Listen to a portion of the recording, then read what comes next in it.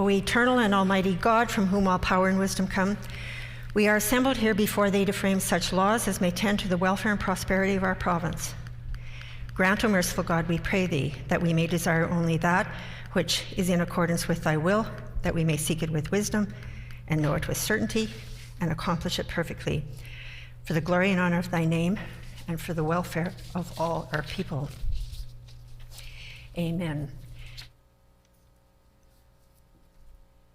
We acknowledge we are gathered on Treaty 1 territory and that Manitoba is located on the treaty territories and ancestral lands of the Anishinaabe, Inuak, Dakota O'Ete, Dene Sulene, and Nihen-Owuk. We acknowledge part of Manitoba is located on the homeland of the Red River Métis. We acknowledge northern Manitoba includes lands that were and are the ancestral lands of the Inuit. We remain committed to working in partnership with the Indigenous peoples in the spirit of truth, reconciliation, and collaboration in accordance with their constitutional rights and human rights.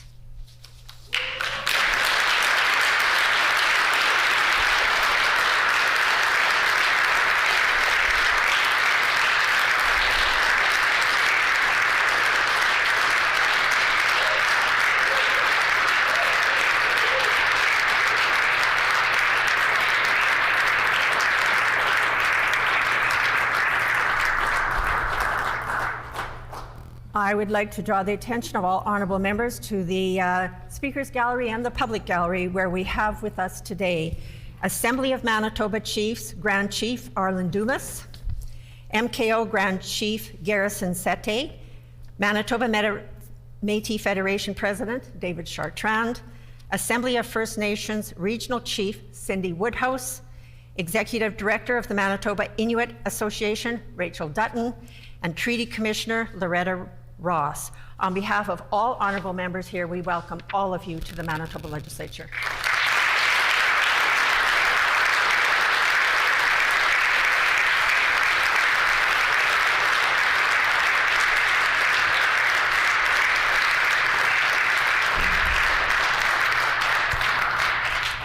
Please be seated.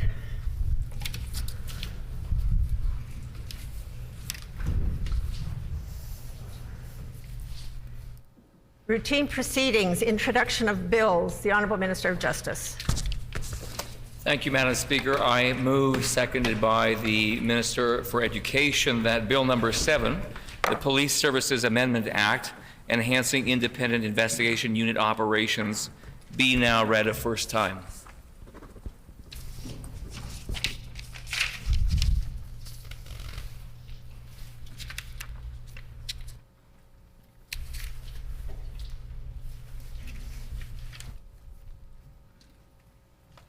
It has been moved by the Honourable Minister of Justice, seconded by the Honourable Minister of Education, that Bill number 7, the Police Services Amendment Act, enhancing independent investigation unit operations, be now read a first time.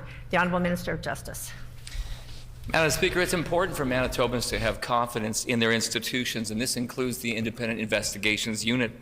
Bill 7, the Police Services Amendment Act, Independent Investigations Unit, will strengthen police oversight and accountability in Manitoba and ensure that our province has the most effective independent police oversight agency in Canada. This bill contains a new position, a new Director of Indigenous and Community Relations within the IIU that will be responsible for working with communities across Manitoba to enhance communication and to ensure that families and community members are informed about proceedings, investigations that are involving Indigenous and other affected people. Madam Speaker, I'm grateful for the partnership, for the engagement, for the trust from Indigenous rights holders, organizations, some of whom have their Grand Chiefs here today, with the Manitoba Métis Federation, with other stakeholders, that gets us to this point where we introduce this bill to this House for consideration. Thank you.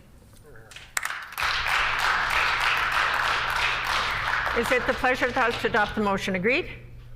Agreed and so ordered. The Honourable Member for St. John's. Miigwech, Madam Speaker. I move, seconded by the member for Wolseley, that Bill number 203, the Abortion Protest Buffer Zone Act, be now read a first time.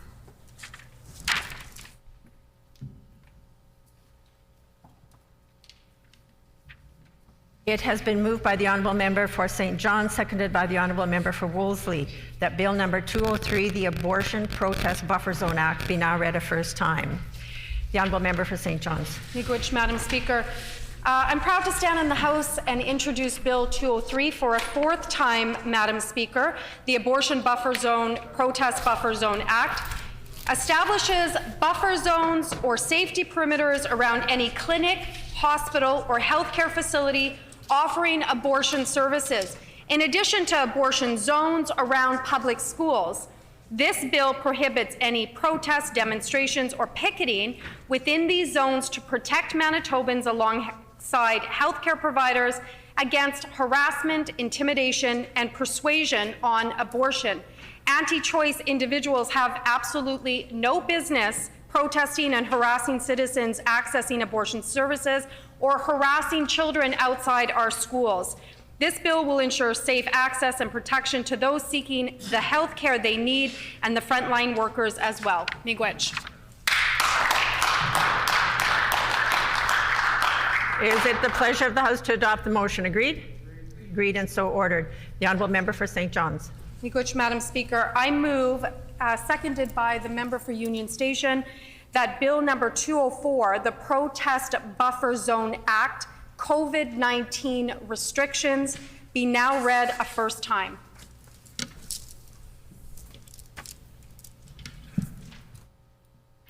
It has been moved by the Honourable Member for St. John, seconded by the Honourable Member for Union Station, that Bill 204, the Protest Buffer Zone Act, COVID-19 restrictions, be now read a first time. The Honourable Member for St. John's. Miigwech, Madam Speaker.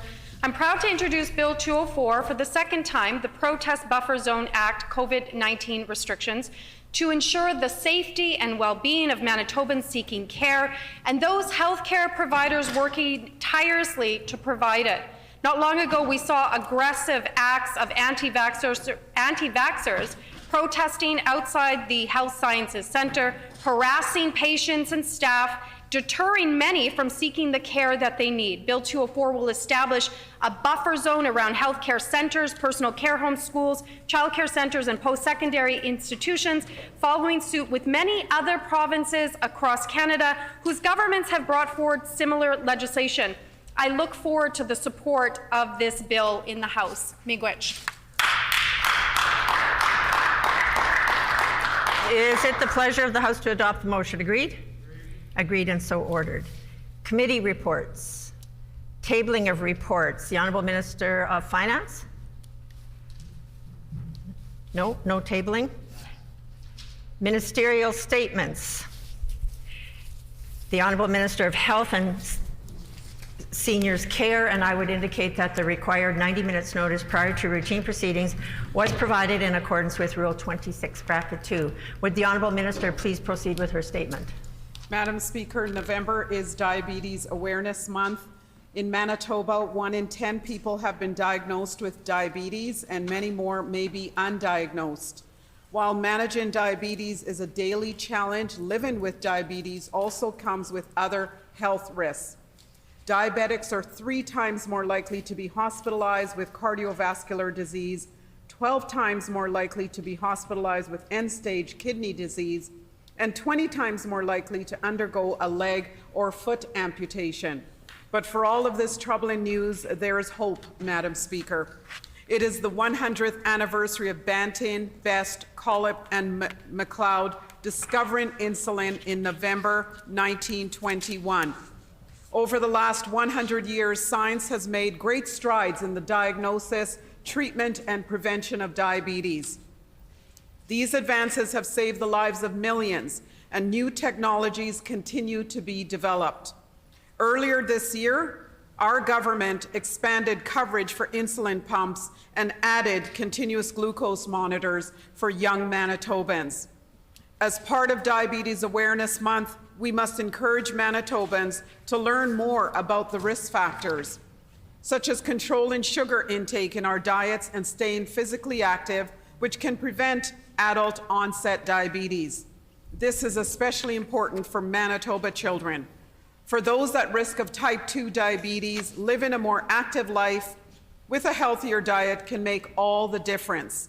For Diabetes Awareness Month, let us all recognize the challenges faced by diabetic Manitobans and commit to learning more and doing more to protect ourselves and our children. Thank you, Madam Speaker.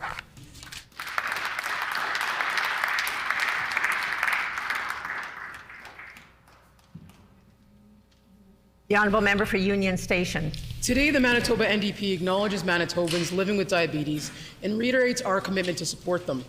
Manitobans with diabetes face a number of challenges, of course. There are medical issues that accompany the condition, but there also can be stigma that comes from false understandings of the causes of diabetes. As Diabetes Canada notes, when we discuss diabetes, we need to be sure we're not implying that Manitobans give themselves diabetes through unhealthy eating habits. We all need to work against misinformation that can be hurtful to those suffering from this condition.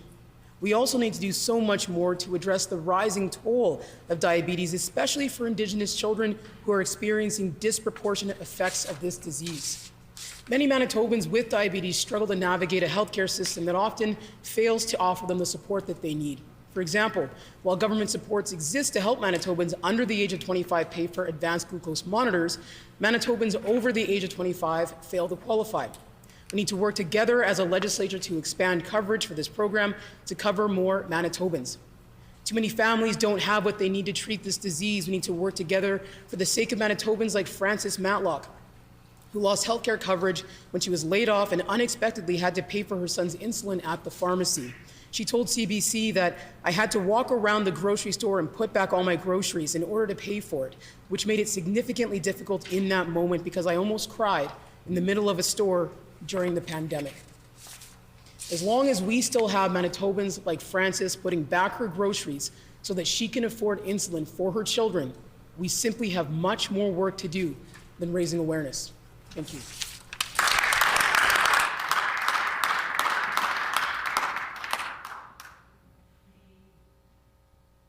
Honourable Member for River Heights. I ask for leave to respond to the minister's statement.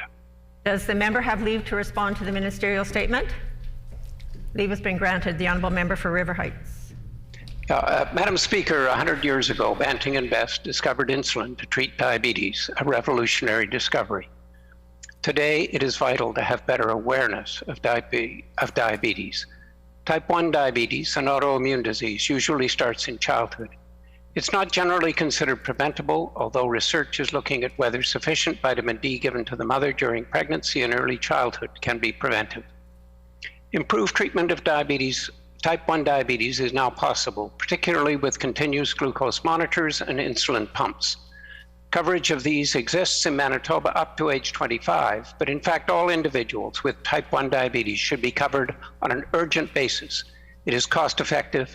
It will reduce emergency room visits and hospitalizations. Type 2 diabetes was considered to be a disease of adults, but thanks to the work of Manitoba's Dr. Heather Dean, we now know that children can get type 2 diabetes. Further, the number of children with type 2 diabetes is increasing. Much of type 2 diabetes can be prevented through lifestyle modifications, including dietary changes, increased physical exercise, and reducing excess stress. The proportion of people over age 18 in Manitoba with type 2 diabetes is approaching 10%. And currently more than 20% of Manitobans may have prediabetes, a condition where blood sugar levels monitored by hemoglobin A1C are elevated, but not sufficiently high to be called diabetes. Much of prediabetes can be addressed so that it doesn't progress to overt type 2 diabetes. Sadly, the present government does not yet come forward with this substantive province-wide effort needed to reduce diabetes in our province. We look forward to the day when that happens. Thank you. Merci. Miigwech. Member statements. The Honourable Member for Borderland. Thank you, Madam Speaker. Madam Speaker, I want to take this opportunity today to recognize June Letkeman, a very special constituent of Borderland, someone who exemplifies the values of volunteerism, commitment, and community spirit through a lifetime of service. June Letkeman has been involved in countless community organizations throughout her life, and she has infused each cause she's taken up with energy, optimism, and a sense of purpose, all while maintaining the bubbly, cheerful spirit for which she is well known. June is the kind of person who doesn't seek the limelight. She just finds a need in the community and then steps in to fill it. June has chaired the Plum Coulee Age Friendly Committee and served as vice chairperson for the Plum Coulee Elevator Museum. She has served as a member of the Chamber of Commerce, the Plum Coulee Community Foundation, the Boundary Trails Health Center Foundation, and the South Central Cancer Resource. June served 2 terms as councillor for the town of Plum Coulee and also served as a school board trustee at Garden Valley School Division.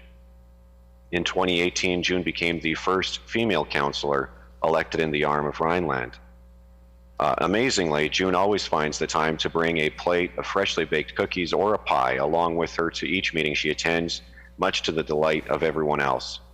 June is a champion for her community of Plum Coulee. She helps organize the Plum Fest every year, and she cooks for the Meals on Wheels program at the Manor, something she told me she enjoys very much. Madam Speaker, Southern Manitoba is blessed to have June Letkeman, and I am honored to be able to recognize her in this small way today. On behalf of a grateful constituency, June, thank you for your unmatched example of service and for the many ways in which you have touched so many lives in our communities. Thank you, Madam Speaker.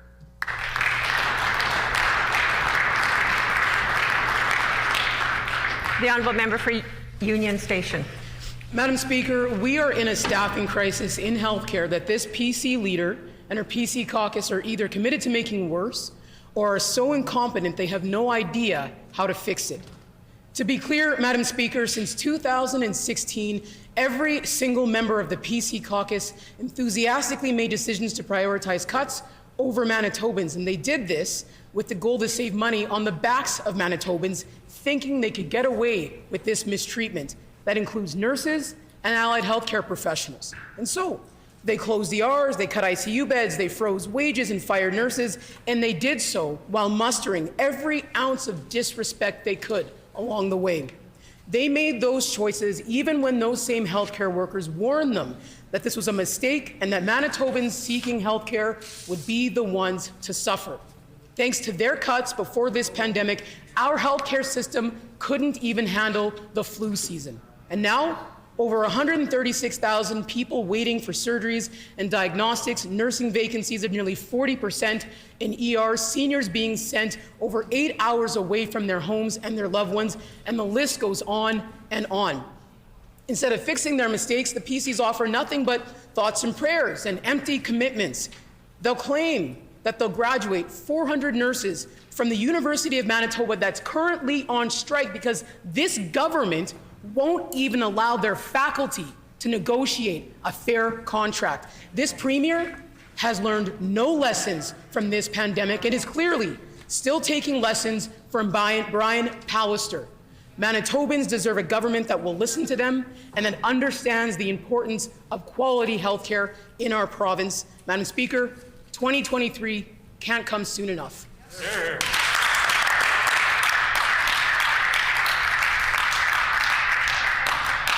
The Honourable Member for Riding Mountain. Thank you, Madam Speaker. The person I am honouring today is not a household name, and many of you never had the chance to meet him. My dad passed away unexpectedly on July 13th, 2021. Joseph John Nesbitt, JJ, or Jolly Joe as he was known to many, was born in Treeherne, Manitoba on April 16th, 1933. He was the last surviving member of a family of 6 brothers and 5 sisters. Dad grew up on a farm in the Arbroath district north of Treeherne. He was forced to leave school after grade 9 to assist on the farm after his father became ill.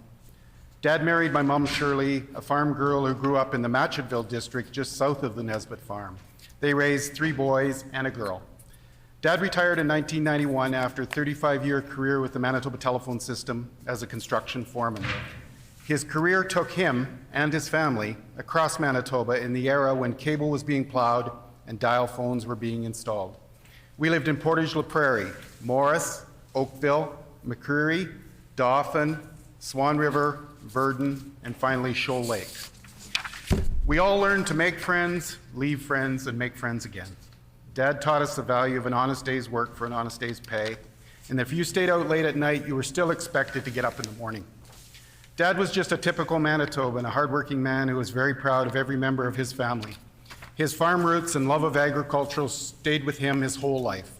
He loved to show his beloved ponies at local fairs and keep a few head of cattle. There was nothing more relaxing to him than sitting on a tractor baling hay.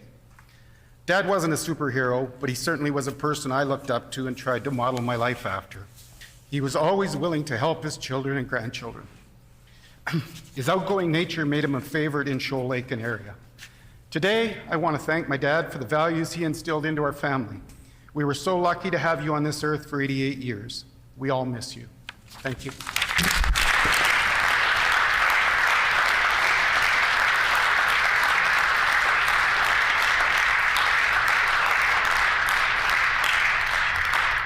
The Honourable Member for the Maples. Thank you, Madam Speaker. On the holy day of Gurpurab, which is the birth anniversary of Guru Nanak Dev Ji, India's Prime Minister announced that his government will repeal the 3 controversial farm law after 1 year of farmers' peaceful protesting.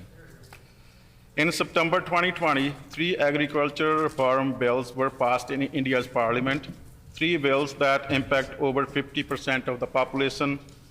Hundreds of thousands of people from neighboring state of New Delhi camped out to peacefully protest against the bills that would have left farmers at mercy of the corporations, urging the Indian government to repeal these bills, and farmers won. The farmers' protest is one of the largest protests. But this protest was not just limited to India. The Punjabi community all around the world were protesting the Indian government's new farm laws. Throughout this protest, huge community kitchens served food to the public. Makeshift medical camps were established, offering aid to everyone. This victory belonged to farmers. It belonged to all those who protested in the streets throughout this harsh winter through a global pandemic. Over 700 people sacrificed their lives. Today, I want to honor all those farmers and workers who died while exercising their constitutional right to peacefully protest. Those who were met with police brutality, those who were wrongly detained, charged, and abused for protesting. All those who will sadly not return home. My neighbor in my village, Khan Singh, is one of many who will not be returning home to his family. I ask all members to join me today in honoring the lives lost and rejoicing in the victory of farmers in India. Thank you, Madam Speaker.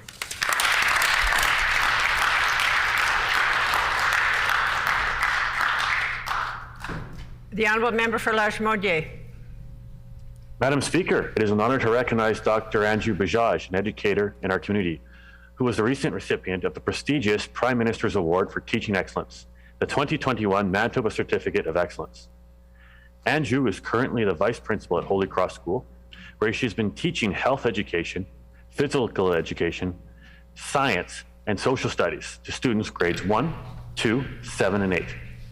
She's extremely successful with her students as she practices engaging and hands-on learning opportunities, both inside as well as outside of the classroom. Andrew mentors her students, working with them to develop their intellectual, social, emotional, and physical capabilities, while at the same time promoting their leadership potential. She is an educational innovator, as she has established a participatory approach to teaching by using a flipped classroom model to pre-teach materials where students discover new content from online videos or electronic resources prior to engaging in the lesson. She then further encourages students to pose questions, seek answers, set goals, and perform self and peer assessments. Among her innovations as an educator, she believes that injecting arts into STEM is an effective means to make it attractive for her students. A prime example of this is her work with art to demonstrate the theory of light and optical illusions, which is not only visually spectacular, but is seen as scientifically fascinating as well. Dr. Bajaj is also a renowned consultant, public speaker, and practicing research scientist, specializing in cell at the St. Boniface Research Center. Andrew's efforts have been recognized over the years with various awards, including the Science Teacher of the Year Award from the Science Teachers Association of Manitoba and Excellence in Education Award from the Manitoba Education and Training. She is also the founder and co-founder of the Bison Regional Science Fair, which highlights the amazing scientific talent and knowledge of the students who participate The and member's compete. time has expired. Is there leave to allow the member to conclude his statement? Leave has been granted. The honourable member for Lagimodiere. She is also the co-founder and founder of the Bison Regional Science Fair, which highlights an amazing scientific talent and knowledge of the students who participate and compete. Some of our students go on to compete at national and international levels. Madam Speaker, it is an honor to recognize those like my friend Dr. Bajaj, who lead by example in our community, working with our children and paving the way for a brighter future and better tomorrow. Thank you, Madam Speaker.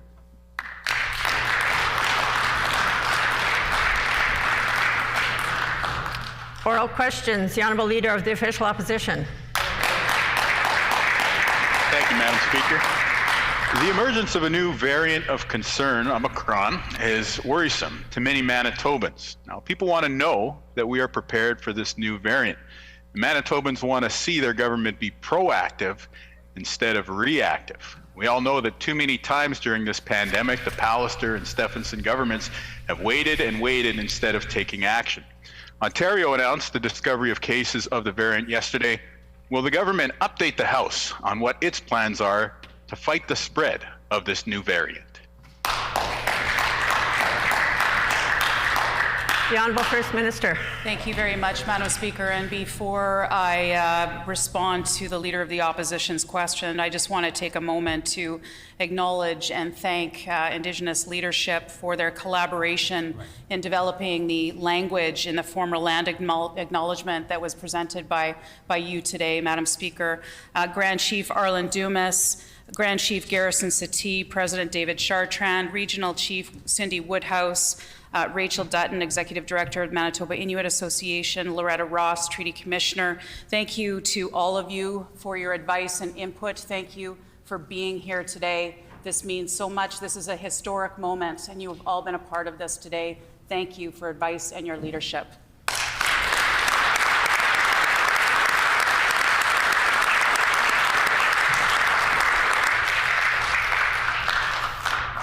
The Honourable Leader of the Official Opposition on a supplementary question. Yeah, I definitely want to acknowledge the leadership in the building today. And I want to say this. There is one concrete step this government could take to fight the spread of COVID-19. Today, the NDP is calling on the government and this PC leader to make vaccinations mandatory for people who work in personal care homes. Now, Manitoba has the same number of personal care home outbreaks as Ontario. That has proven to be very tragic. At least 10 Manitobans in personal care homes have passed away in outbreaks this past month. So there's really no reason not to take this step to protect seniors. Will the new PC leader immediately require all workers in personal care homes to be vaccinated?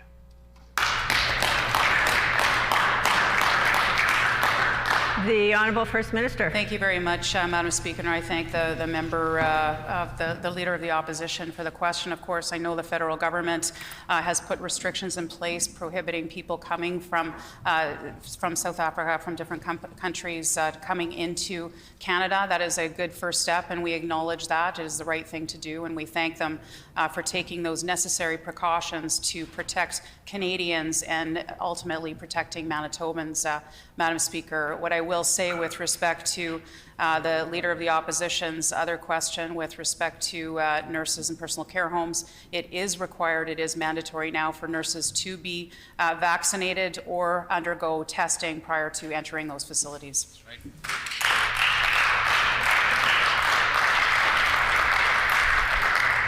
The Honourable Leader of the Official Opposition on a final supplementary. Madam Speaker, we're seeing through the fourth wave that the Pallister government's approach to protecting personal care homes is just not working. We continue to see tragic outcomes. And that's why we're calling on this government to go a step further and to mandate vaccinations for everyone who works in a personal care home. Now, the PC leader has refused to do so far, but this is an important step to take. We all recall the terrible tragedies at Maples and Parkview Place. We all watch with sadness at the ongoing devastation unfolding at seniors' care homes across the province. Other provinces have done this, and we should do it here. We should do everything we can to protect seniors. And I have to say, if you have to rely on unvaccinated staff to take care of seniors, then you're probably not running the healthcare system in an appropriate way. Will the new PC leader take action? Will the government require vaccines for all workers in personal care homes now?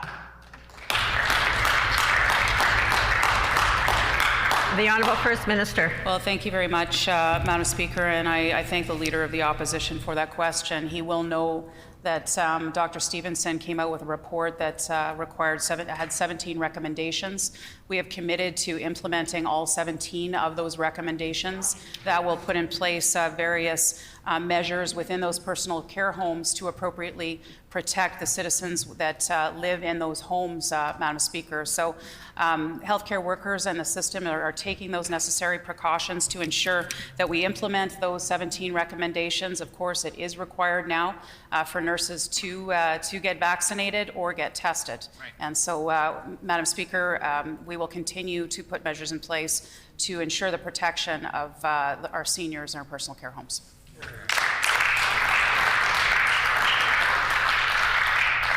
The Honourable Leader of the Official Opposition on a new question. That's a disappointing dodge, Madam Speaker, but unfortunately not surprising from the PC leader, who is Health Minister, did not tell the person undertaking the Maples review that Rivera lied about staffing on the night in question. And so we see that continued lack of credibility. There was a cover-up with respect to the Maples, and now no answers when it comes to personal care homes. We also know that as Health Minister, the new PC leader ordered cuts to health authorities province-wide. In Prairie Mountain, according to documents we are releasing today, the former health minister ordered $2.8 million in cuts. That meant quote-unquote vacancy management and quote-unquote holding vacant positions open. This shows that the 25% vacancy rate in Prairie Mountain is no accident. It comes because of the orders of this government. Why did the former health minister order $2.8 million in cuts to frontline care in Western Manitoba and the Parkland?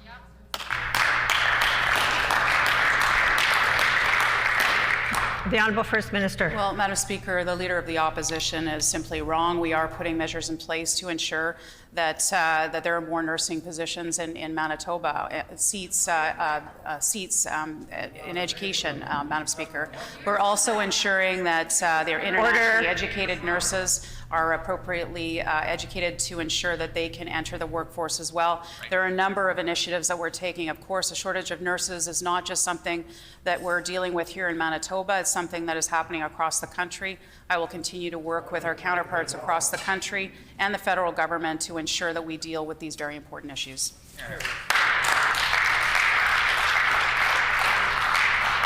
The Honourable Leader of the Official Opposition on a supplementary question. Well, Madam Speaker, the PC leader, after cutting 500 nursing positions, now has the idea to try and add 400 back. We're still going to be down nurses across Manitoba, and it's because of the actions that she took as health minister. We're also releasing documents today that prove that in addition to the almost $3 million cut from healthcare in Brandon, Dauphin, and Grandview, that the Pallister-Stephenson government didn't stop there. No, they also ordered $2.1 million in cuts to frontline healthcare in the Southern Health Region. That is wrong. The Southern Health Region is being devastated during this fourth wave. They need more nurses and doctors in Southern Health and not less. They certainly don't need more cuts from the Pallister-Stephenson governments. Will the former health minister reverse the $2 million cut to healthcare in Southern Region?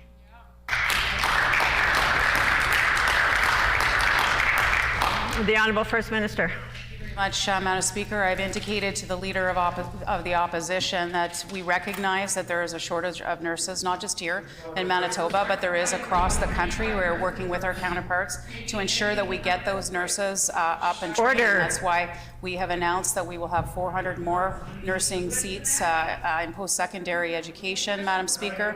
That will help move us in that one direction, Madam Speaker. Also the internationally educated nurses that we want to get up and trained as well to get out there in the front line. We recognize there's a challenge, we recognize there's more work to do, and we're getting the work done.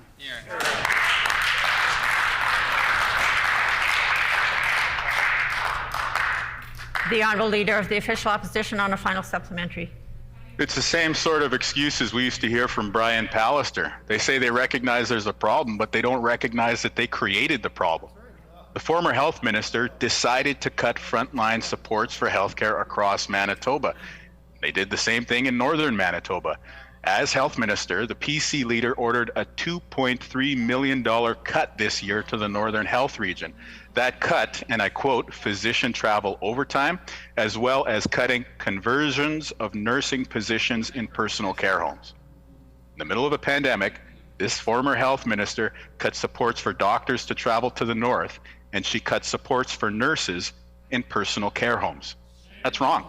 Will the new PC leader take a stand and reverse the cuts that she made as health minister?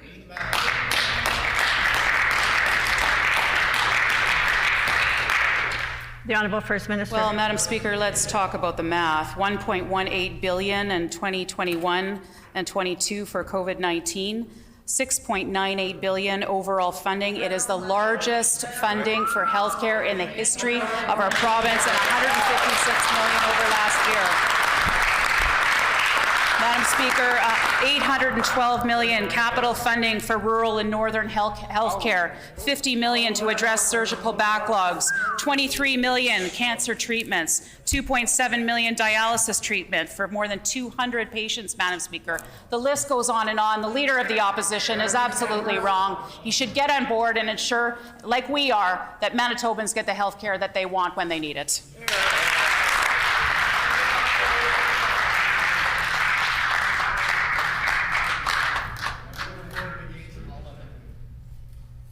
The Honourable Member for Union Station. Wave after wave, Manitobans have seen this government be reactive instead of proactive.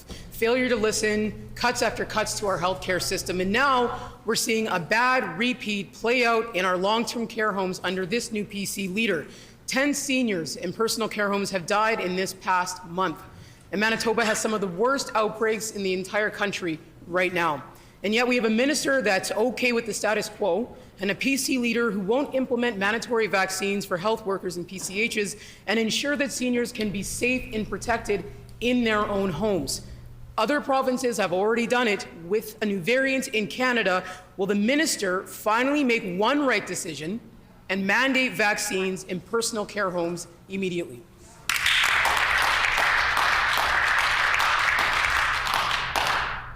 The Honourable Minister of Health. Thank you, Madam Speaker, and I would like to start by thanking our First Nations, Inuit and Métis and Indigenous leaders for the exemplary and great work that they have done in terms of helping us to roll out our vaccine campaign. Thank you so much for your leadership and for all the hard work that you have done.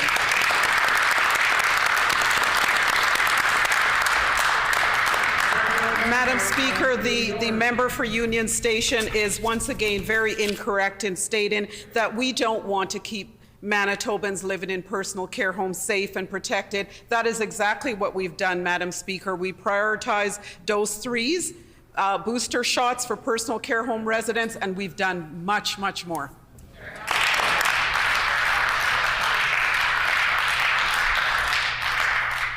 The Honourable Member for Union Station on a supplementary question. Madam Speaker, the minister's refusal to act isn't the only concerning thing under the Pallister-Stephenson governments.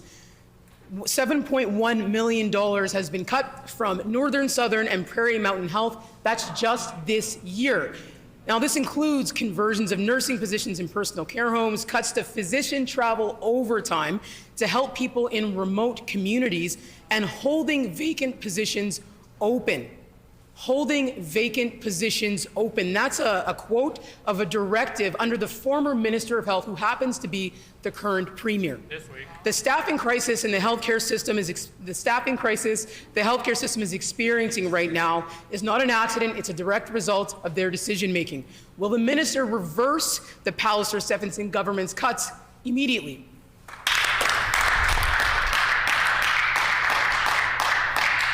The Honourable Minister of Health. Madam Speaker, it appears that the opposition leader as well as members of his caucus are having difficulties with math these days. $1.18 billion for 21-22 for COVID costs, 6.98 billion overall funding, an increase of 156 million from last year, the largest health budget in Manitoba history, 812 million capital funding for rural and northern healthcare, Madam Speaker. The number is increasing, not decreasing as it did under their administration.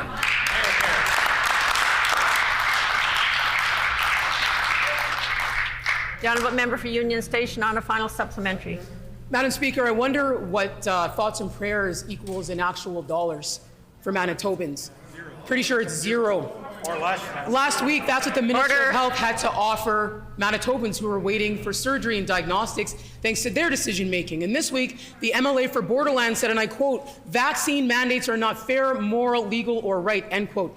That's wrong, Madam Speaker. And in response to the Globe and Mail article, which detailed widespread public health violations at church services, the Minister of Health said, and I quote, "Our officers can't be at every single location, which is why we depend on the public to report to us at our tip line. It's unfortunate the reporter wrote an article," end quote. Madam Speaker, will the minister just apologize for her comments time has and expired. issue the vaccine mandate?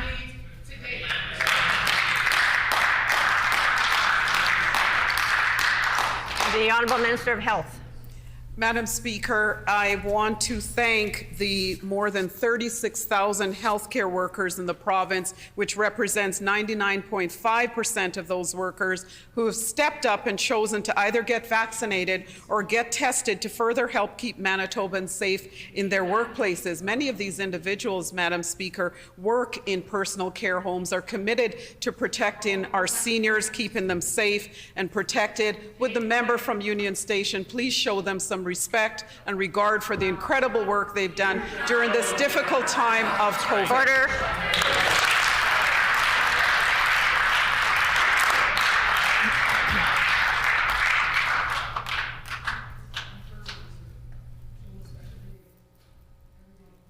Order. Order. The honourable member for Wolseley. Thank you, Madam Speaker. Last year, we saw several neurologists leave Manitoba, resulting in significant impact to services. The government then made promises to recruit more neurologists, but where are we a year later? Nowhere, Madam Speaker. In fact, we're worse than we were a year ago. There are 7 neurologist positions vacant, a 35% vacancy rate, and I will table those documents. And it's all because neurologists are frustrated about this government's refusal to provide them with the resources they need to do their jobs and help Manitobans. It's shameful. Why is the minister leaving those living with epilepsy behind by failing to address these critical vacancies and providing doctors with the resources they need?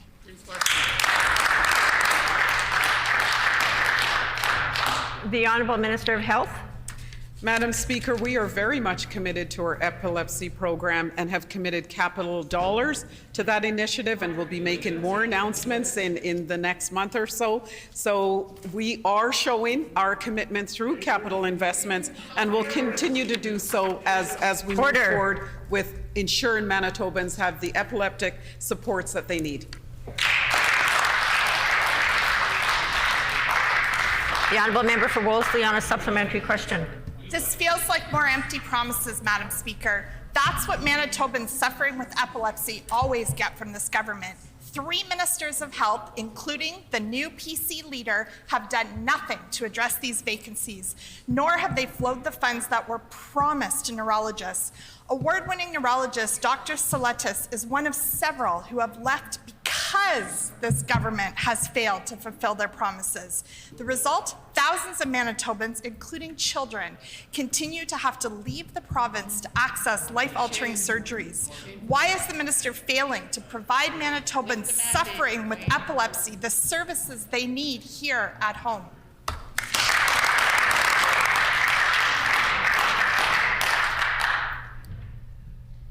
The Honourable Minister of Health. Madam Speaker, I know it's been a few months and the memory of the members opposite wanes over time, but in May of this year, $4 million investment for the adult epilepsy program. I know they don't want to hear any good news from this side of the House. It's tough for them to handle good news when in their time it was all bad news and doom and gloom. But we have invested $4 million. We're committed to that program, and we will move forward with having an even more robust epileptic program here.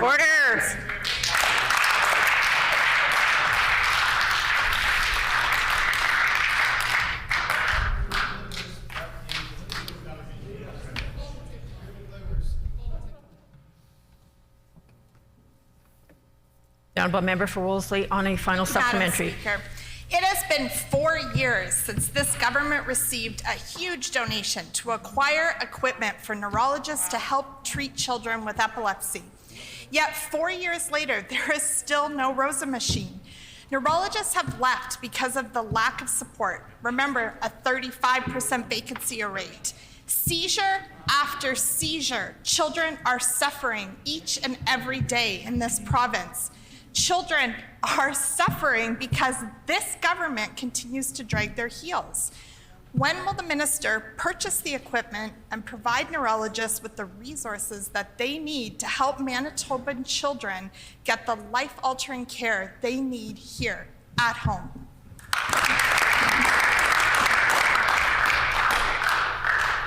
The Honourable Minister of Health. An announcement, Madam Speaker, 7 months ago, and the member is just bringing this forward. Let me remind them, $4 million investment to expand the epilepsy monitoring. Order, please. Order, please. I would ask the table to please stop the clock. Just a reminder to members that phones are not to be used during oral questions. The Honourable Minister of Health to order. Order. The Honourable Minister of Health to complete her answer. The investment will expand the adult epilepsy monitoring unit to 4 beds from 2 and purchase new state-of-the-art monitoring equipment, as well as provide technology-related upgrades. Madam Speaker, this is an investment we take very seriously, and we look forward to rolling it out in a more robust manner in the weeks and months to come.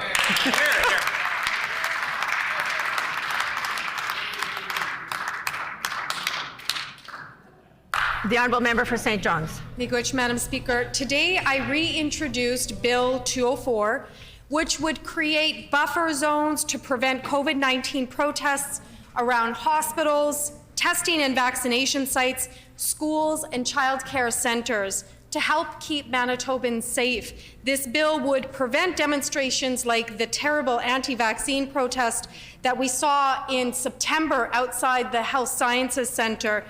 These anti-vaccine, anti-science protests impact on the safety and well-being of healthcare workers and patients as they enter and leave healthcare facilities. That's simply unacceptable, Madam Speaker. Will the PC leader support Bill 204, protect healthcare workers and vulnerable Manitobans, and expedite the passage of Bill 204 today?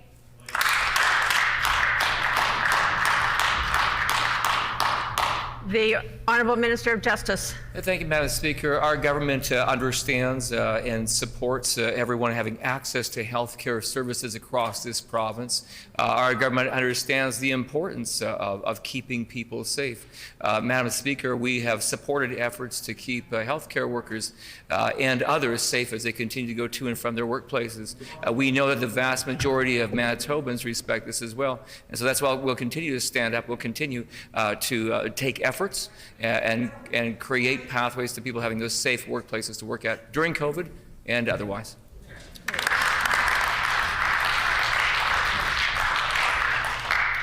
The Honourable Member for St. John's on a supplementary question. Madam Speaker, patients had to cancel their appointments due to the protest outside the Health Science Centre. People who needed to access health care treatments were denied the safe ability to do so by angry, misinformed anti-vaxxers, anti-sciences.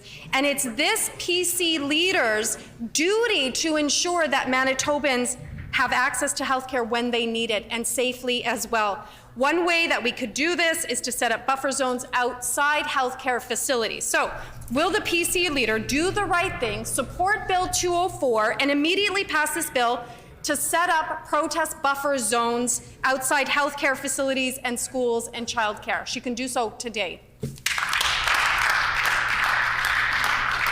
The Honourable Minister of Justice. Madam Speaker, it's a timely question because it was only a week ago that our government announced that we are advancing the concept of the institutional safety officer, a unique new designation of security officers that will primarily work at university campuses and hospital settings, exactly for the purpose of keeping people safe. While the NDP, when they were in government, did nothing to enhance safety in healthcare settings, we have the support of Manitobans to create this new designation, a new class of officers to keep nurses, to keep doctors, to keep patients and visitors safe.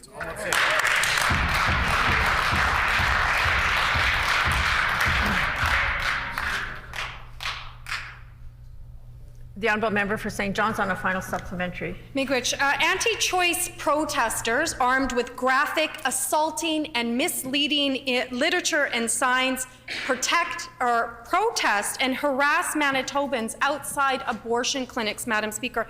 I've introduced Bill 203 4 times as of today. This government has made it very clear that they have no intention of protecting reproductive health care rights. In fact, the member for Borderland stated, and I quote, "I voted against Bill 207 and will never support legislation that silences pro-life voices," end quote.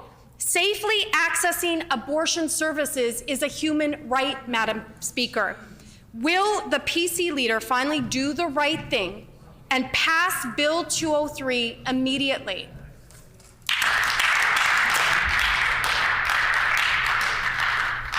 The Honourable Minister of Justice.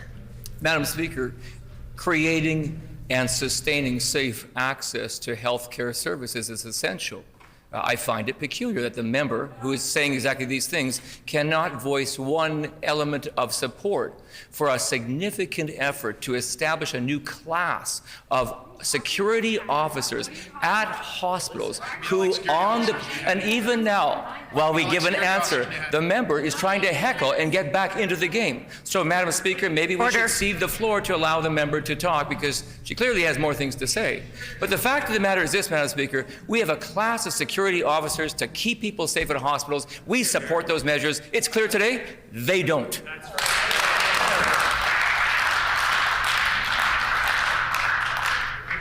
The Honourable Member for Flin Flon. Thank you, Madam Speaker. Temporary federal sick leave provisions are just that, temporary.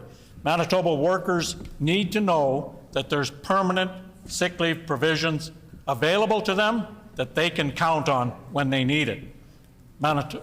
British Columbia has seen the value of introducing paid sick leave. Will Manitoba do the same thing and introduce permanent paid sick leave mandated by this province?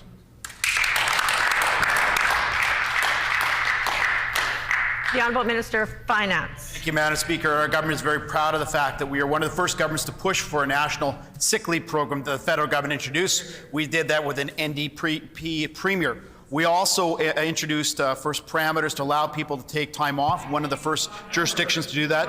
Our program in and itself has helped over 16,379 employees. And that's over 1,400 businesses have been supported by this program. It's been a very effective program, Madam Speaker.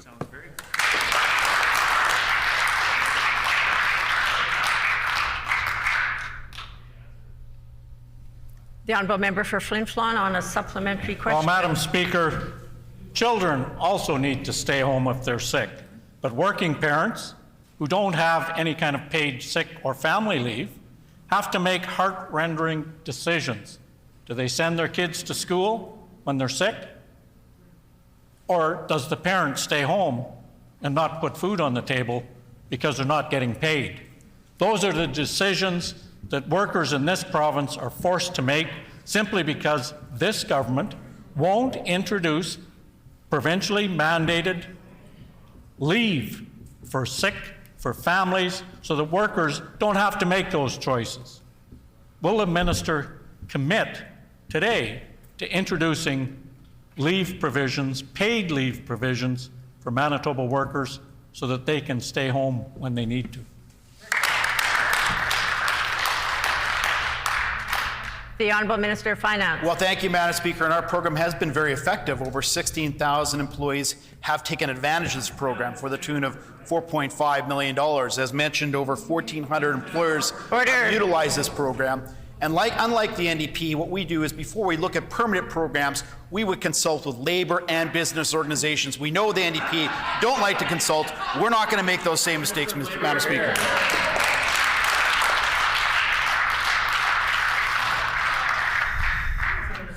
The order. The Honourable Member for Flin Flon on a final supplementary. I was saying, Madam Speaker, that answer would be funny if it wasn't so sad. Workers' unions in this province have been asking for permanent leave provisions.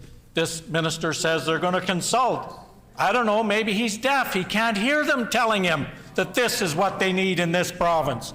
Manitoba families need it. Manitoba children need it.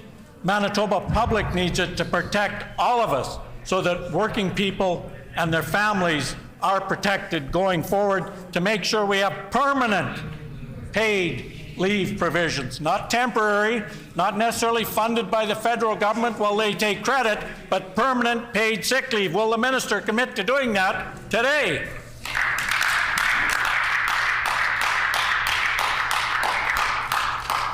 The Honourable Minister of Finance. Well, thank you, Madam Speaker. And what our government has tried to do, not just on this, but other things like labour relations, is take a very balanced approach where you take into consideration employees plus employers aspects. Our program that we introduced, one of the first in the country to augment the federal program, has supported more than 16,000 individuals here in Manitoba as a sick leave parameter.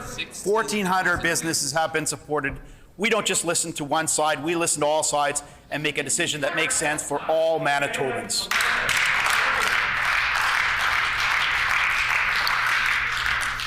The Honourable Member for St. Boniface. Thank you, Madam Speaker. From 2005 to 2019, when the Manitoba government seized an Indigenous child or baby from their family, they also confiscated that child's federal benefits, about $338 million worth. The addition of a treaty acknowledgement today in the Legislature is a welcome and long overdue step towards reconciliation, but the theft of this $338 million is not a harm of the past, it is an open wound. In opposition, the NDP and PCs called this practice immoral, illegal, and stealing, but in government they did it anyway. Last year, the Families Minister said it was putting it behind us. First Nations children are suing to get back what they had taken from them again. That Families Minister is now the Premier. Will she do the right thing, settle the case, and return what is owed to Indigenous children?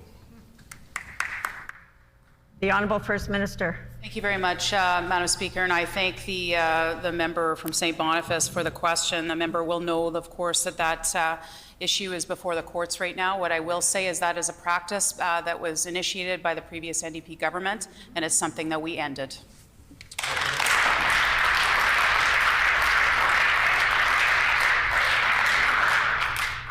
The Honourable Member for St. Boniface on a supplementary question.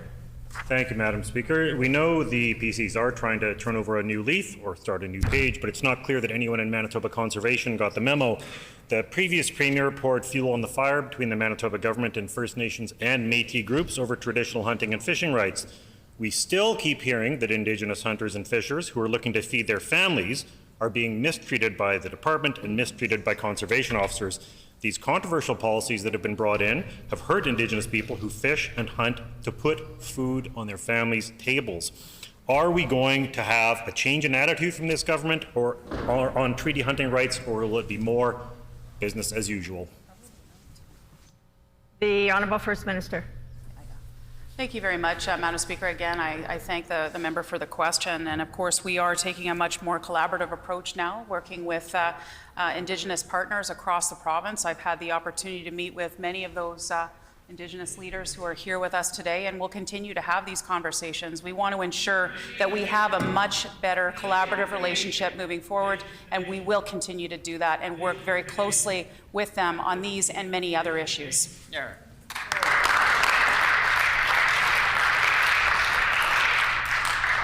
The honourable member for Tyndall Park on a final supplementary. Thank you, Madam Speaker. Established childcare facilities in Tyndall Park have shared with me that the pandemic support staffing benefit is not meeting their needs, and some centres are not even qualifying for any of the pandemic support at all. These challenges have created a reduction in program enrollment and a reduction in hours of operation. Now, Madam Speaker, the federal government provided Manitoba $19.2 million for ELCCs. This PC government underspent their pandemic support staffing benefit by $9.2 million. When will the PCs increase wages and the pandemic support staffing benefit to properly acknowledge ELCCs and their tremendous work across Manitoba? The Honourable Minister of Families.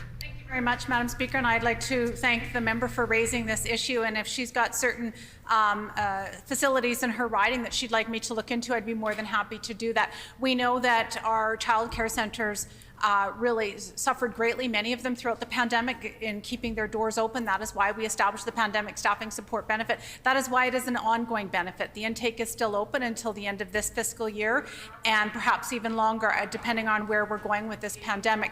That is also why we signed the child care deal with the federal government, so that we can enhance benefits and make child care accessible to all Manitobans. We're endeavoring to establish 23,000 new spaces in the province, as well as enhancing the wages for all those who work in that sector.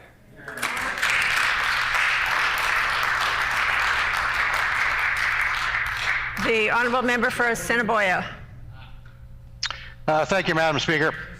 Madam Speaker, Manitoba consumers, as well as employees of the Manitoba Liquor and Lotteries, had their safety threatened by brazen actions that were taking place in Manitoba Liquor Mart stores. Our government acted to ensure the safety of Manitoba consumers, as well as protecting MBLL employees. Our government supported Manitoba Liquor and Lotteries to enhance security measures in the vast majority of their stores. Can the Minister of Crown Services inform the Legislature on the success of these efforts to protect all Manitobans, including Manitoba workers?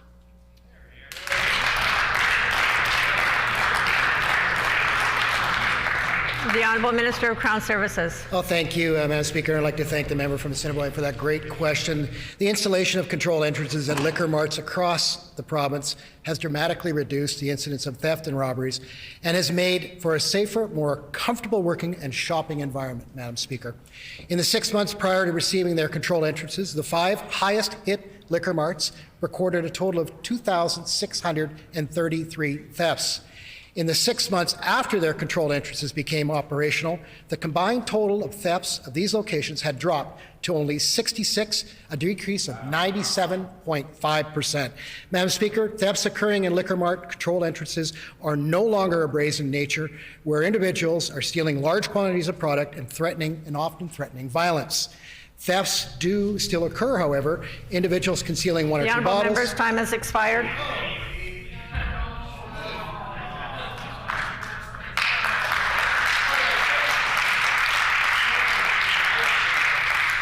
The honourable member for the Paul-Kamisack. Madam Speaker. Earlier this year, I brought forward Bill 231, which would legislate paid leave for parents grieving a miscarriage or stillbirth.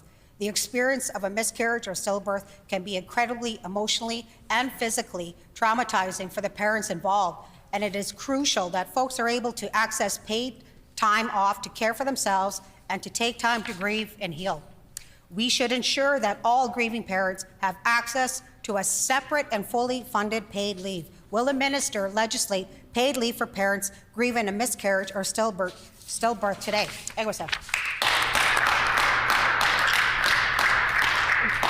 The Honourable Minister of Finance. Well, thank you, Madam Speaker, and our government will review and evaluate that. We have a budget process going. We're happy to say that our budget process starts here tonight at the Winnipeg Convention Centre. We want to hear good ideas that are important to Manitobans. This could be one of them.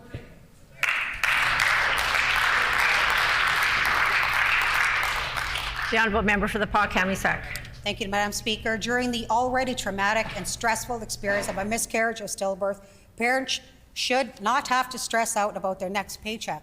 In Manitoba, there is no full wage replacement available for parents who are grieving a miscarriage or a stillbirth. If a pregnant person miscarries, they can apply for EI at a fraction of their normal wage. This is not a meaningful support for people who shouldn't have to stress about finances during an already devastating time. I ask again, will the minister support Bill 231 and legislate paid leave for parents grieving a miscarriage or a stillbirth? The Honourable Minister of Finance. Well, thank you, Madam Speaker, and we are at the beginning of the budget process. That's important information brought forward. We're going to review that. That'll be something of priorities that we hear from Manitobans. One thing that I can say is, as our government is very proud of the fact of the supports we gave to individuals during the pandemic, over $411 million that flowed to Manitobans. That's over 335,000 Manitobans got support during the pandemic. We're there for Manitobans when they need it most.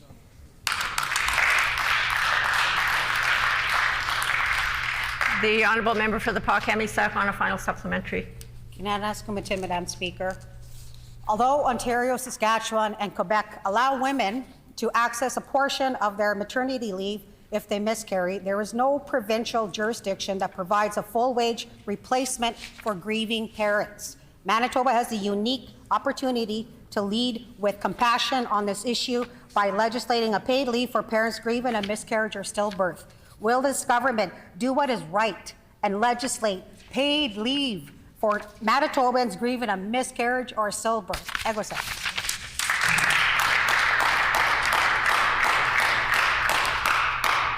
The Honourable Minister of Finance. Well, thank you, Madam Speaker. It is an extremely important issue. With that, we want to hear what people, not just in this chamber, think, but Manitobans overall. That's why we're doing budget consultations to set priorities for Manitobans, and this is one of the items that we'll review.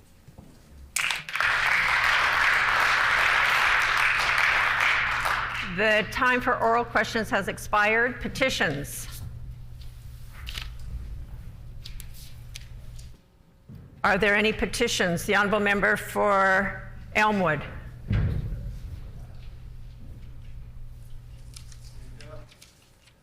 Madam Speaker, I wish to present the following petition to the Legislative Assembly. The background to this petition is as follows.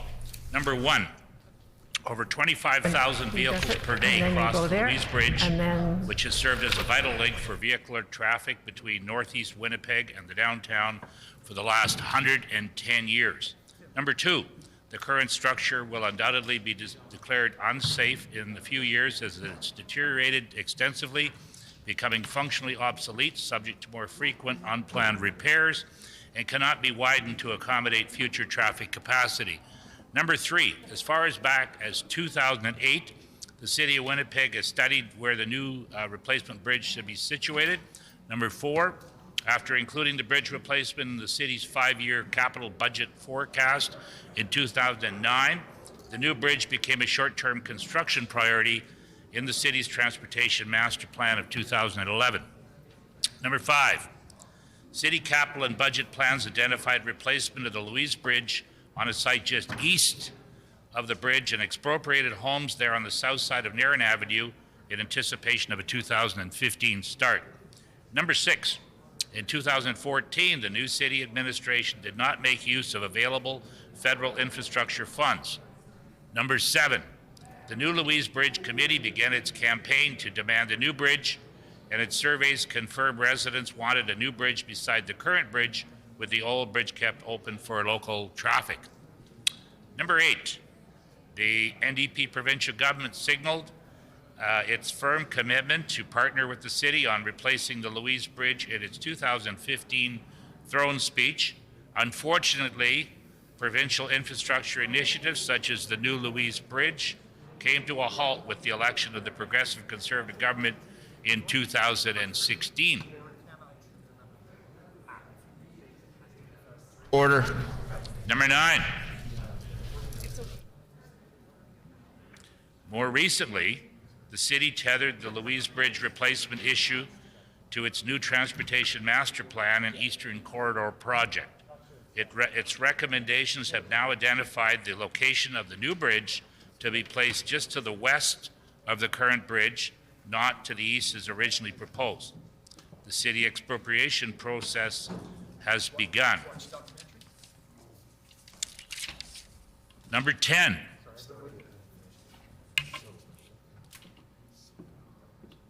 The new Premier has a duty to direct the provincial government to provide financial assistance to the city so it can complete this long overdue vital link to Northeast Winnipeg and Transcona. The upcoming provincial budget will provide the timely opportunity to budget and announce provincial participation in the building of the new Louise Bridge. We petitioned the Legislative Assembly of Manitoba as follows. Number 1, to urge the new Premier to financially assist the City of Winnipeg in building this 3-lane bridge in each direction to maintain this vital link between Northeast Winnipeg, Transcona, and the downtown. Number 2, to urge the provincial government to recommend that the City of Winnipeg keep the old bridge fully open to traffic while the new bridge is under construction. And number 3, to urge the provincial government to consider the feasibility of keeping it open for active transportation in the future. And this petition is signed by many, many Manitobans. In accordance with Rules number 133-6, the petitions are read. They are deemed to be received by the House. Any further other petitions? The honourable member for St. Vital? No. Okay. Orders of the day, government business. The Honourable Government House Leader. Thank you, Mr. Deputy Speaker. Could you please resume the debate on the throne speech? It has been announced that the House will resume debate on the honourable member of the member for Lashimodi, and the amendment and the sub-amendment thereto, standing in the name of the honourable member of Tyndall Park, who has 18 minutes remaining. The honourable member for Tyndall Park. Oh, thank you, Mr. Deputy Speaker. And it's nice to have the opportunity to finish the remainder of my response to the throne speech here in the chambers. It's such a unique experience, going back to Friday, starting the response to the throne speech virtually, but being able to come here to these chambers. And it's much better speaking in these chambers. I have to admit that. It is very, very difficult to get passionate in front of a screen when you're sitting alone in your office. Mr. Deputy Speaker, there are a couple things I just want to quickly touch on before I get too far into the response to the throne speech. The first is I want to thank our Indigenous leaders who joined us here in the gallery today, Mr. Deputy Speaker. I want to thank them for all the work that they have done and that they continue to do. I also really want to quickly I want to congratulate our new Premier here in Manitoba. I do think that it is a real time stamp that our first female Premier was elected or brought into position, Mr. Deputy Speaker, and it's a position that I deeply admire, and I want to wish her luck in her new position. I also want to thank my constituents, Mr. Deputy Speaker, and I won't speak too much about this because I know I did on Friday, but I am so grateful to have the opportunity to serve and represent the constituents of Tyndall Park. And, you know, one of the things they say is that time flies when you're having fun, and I have to admit the last 5-6 years have completely flown by. Did you know that last month was October, and that marked 2 years into our mandate from the last provincial election? We're over halfway through our mandate, and that has just flown by completely. And as we in opposition hold the government accountable, I also think it's equally important that we as MLAs are held accountable for our constituents. So I want to talk a little bit about that. I want to share a little bit about the work that I have been able to do with the support of those around me, and that's the caucus staff, that's my constituency staff, my friends and my family.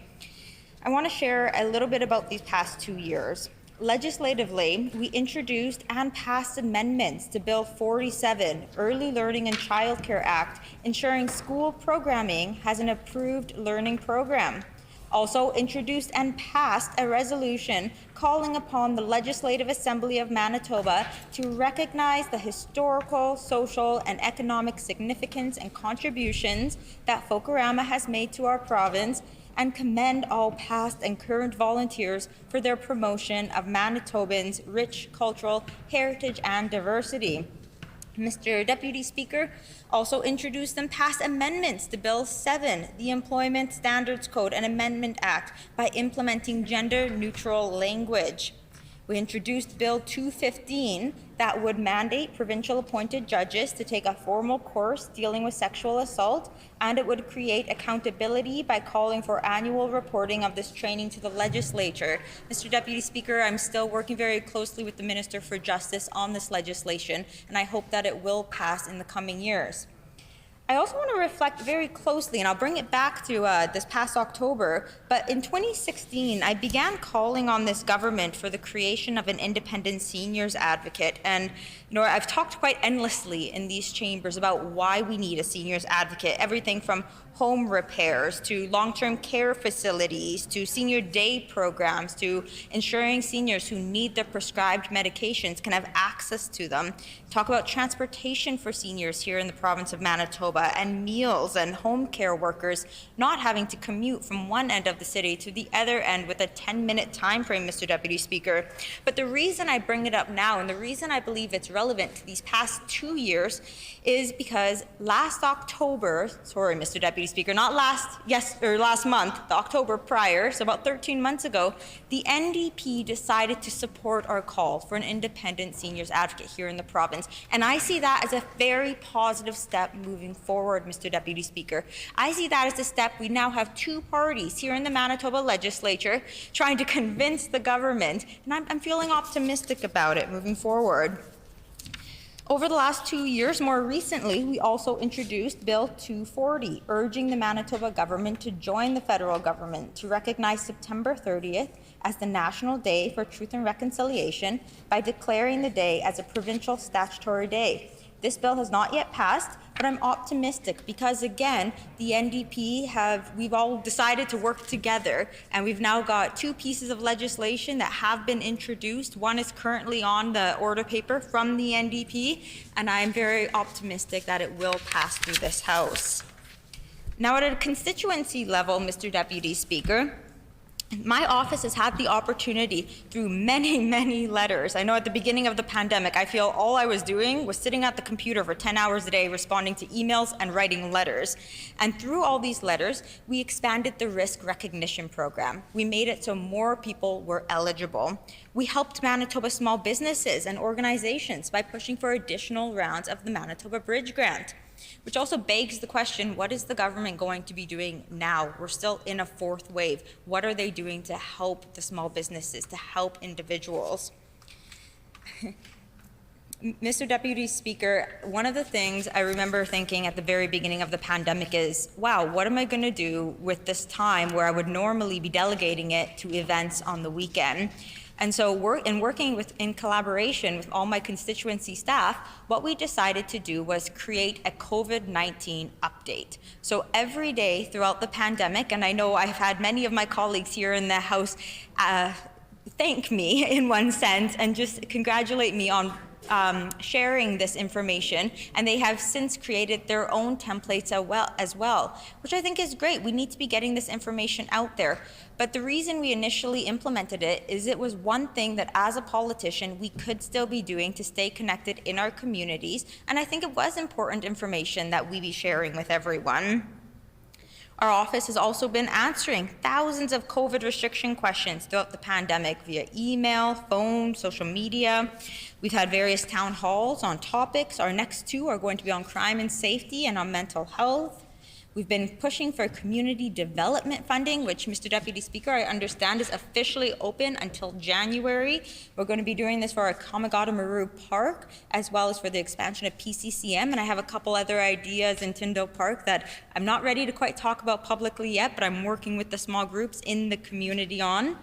We've also assisted hundreds of constituents with provincial casework, and we have continued to urge the provincial government to work with the federal government towards creating a national pharmacare program to ensure anyone who needs their prescribed medications can have access to them. Now, Mr. Deputy Speaker, I want to share a little bit more about my community in relation to the throne speech. On the topic of justice specifically, crime and safety were not mentioned in the throne speech. And I've spoken many times in these chambers about the idea of reinstating youth justice committees. I've also recently shared about 2 really neat community groups that patrol and do much more than just patrolling in communities throughout the province, but 2 specifically in Tyndall Park. A few weeks back, I went out with Northwest Watchers, and over the course of 3 hours, we covered a lot of ground, got a lot of steps. We patrolled the area, we gathered hazardous objects, and we had great conversation along the way. I really enjoyed the opportunity getting to know so many of the Tyndall Park constituents who I had not yet met, who get together on a weekly basis to patrol and clean up and give back to the community. The following week, my leader, the member from St. Boniface, actually joined me, and we went out with Neighborhood Watch 204. And it was really neat to hear all about their values and the additional ways that the group contributes to our province through blood drives, mental health awareness, fundraisers, education, and much more. Mr. Deputy Speaker, I want to thank all the volunteers for making our community safer, and I want to encourage the government to help these community initiatives in any ways that they can. I also want to invite the other MLAs out if they ever want to join us, Northwest Watchers, the Bear Clan, Neighborhood Watch 204. It is a fun experience. It's very hands-on, it's very grassroots, and a lot of great exercise too, Mr. Deputy Speaker.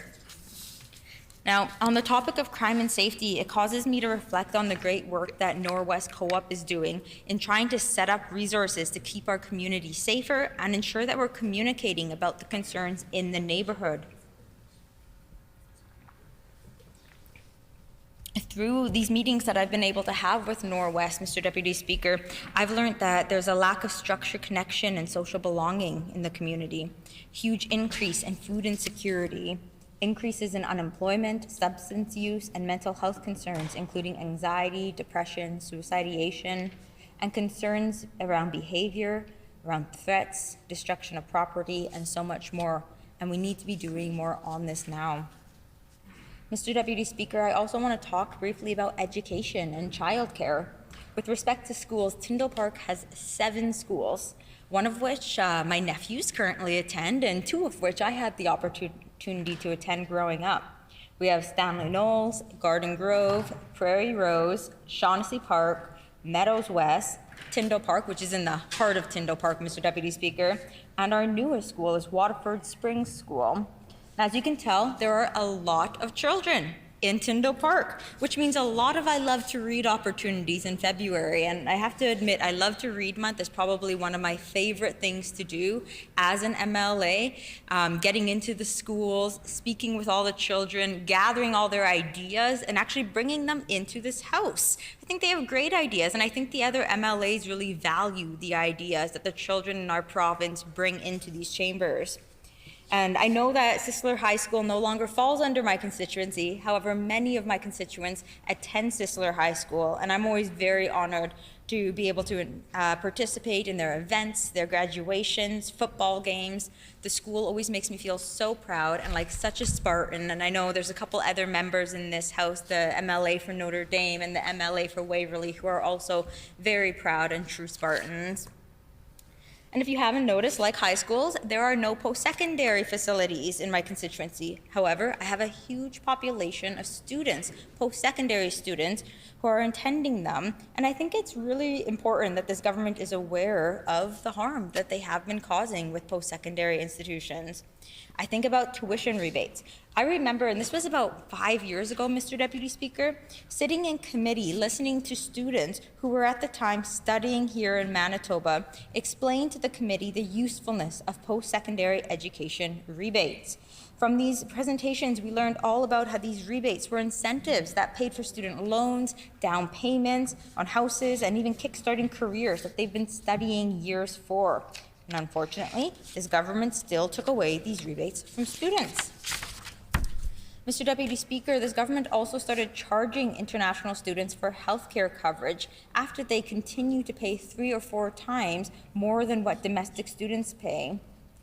They have proposed detrimental cuts to universities, and luckily this bill does not pass, and hopefully it does not come back to surface. Bill 64, and need I say more on that? And Mr. Deputy Speaker, this government has failed to listen to university groups who advocate for issues that matter to students. Currently, this government has yet to make things right with UMFA.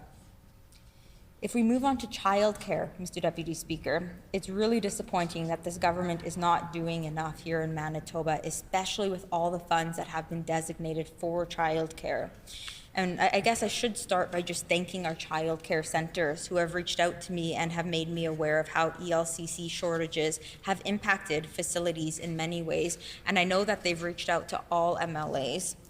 Some of the ways that ELCCs are being affected are through reduction in enrollment programs, reduction in hours of operations, closing cohorts to maintain ratios, asking families to drop off or pick up their children earlier, staffing for screeners at the school entrance prior to children entering the facility to ensure that they are symptom-free, and staffing to answer the phone at pickup times and transporting children to meet families at the school entrance.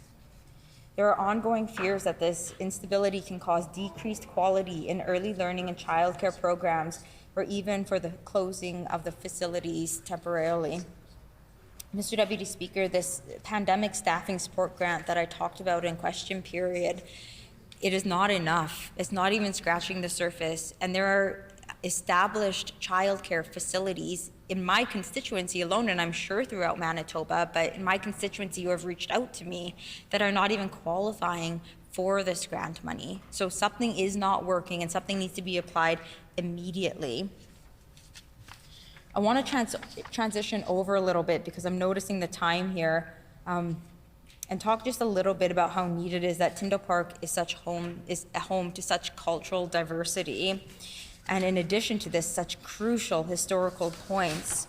Take, for example, Dr. Jose Rizal Monument, which is in Tyndall Park. Dr. Rizal is a national hero of the Philippines who sought to educate his fellow Filipinos in the arts, sciences, and trades so that they can be free from prejudice and ignorance. They can participate competently in self-government and become independent. Dr. Rizal sought to prove the difference does not imply inability, and he died believing that justice is the result of education and enlightenment, not violence. And that is why he is well known for his phrase, "The pen is mightier than the sword." Tyndall Park is also home to an incredible group of people who have been working towards having a park named after Kamagata Maru. Mr. Deputy Speaker, back in 1914, the Kamagata Maru ship was forcibly turned away from Canada, sending sick immigrants back to Calcutta. The naming of this park is one way to pave some positive steps forward towards healing. And Mr. Deputy Speaker, it makes me so proud that this park will be in Tyndall Park, and I'm hoping that this government is going to help with funding for the space too with the Community Development Grant. Mr. Deputy Speaker, I want to spend a moment just saying thank you to our healthcare workers who have been overworked and mistreated, to our teachers who have never been properly acknowledged or given opportunity to properly prepare. Thank you to our businesses and our restaurants who have been patient, accommodating, and permitting for so many of us Manitobans to still have things to look forward to. I want to thank students for sacrificing experiences, graduations, being able to study on campus, and so forth. And lastly, I want to thank everyone who continues to do their part in combating this pandemic. Thank you, Mr. Deputy Speaker.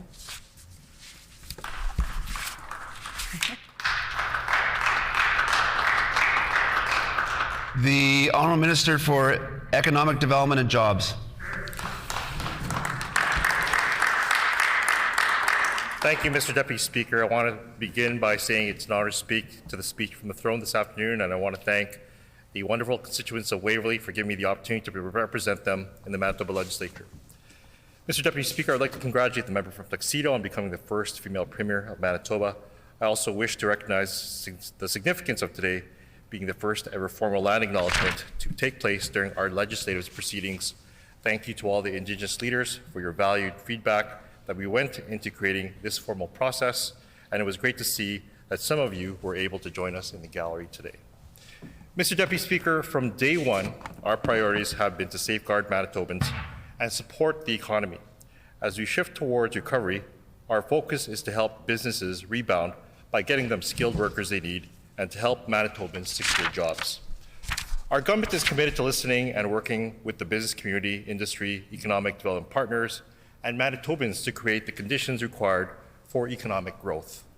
We are investing in skills training to support economic recovery by moving individuals towards employment while addressing current and future labor market needs.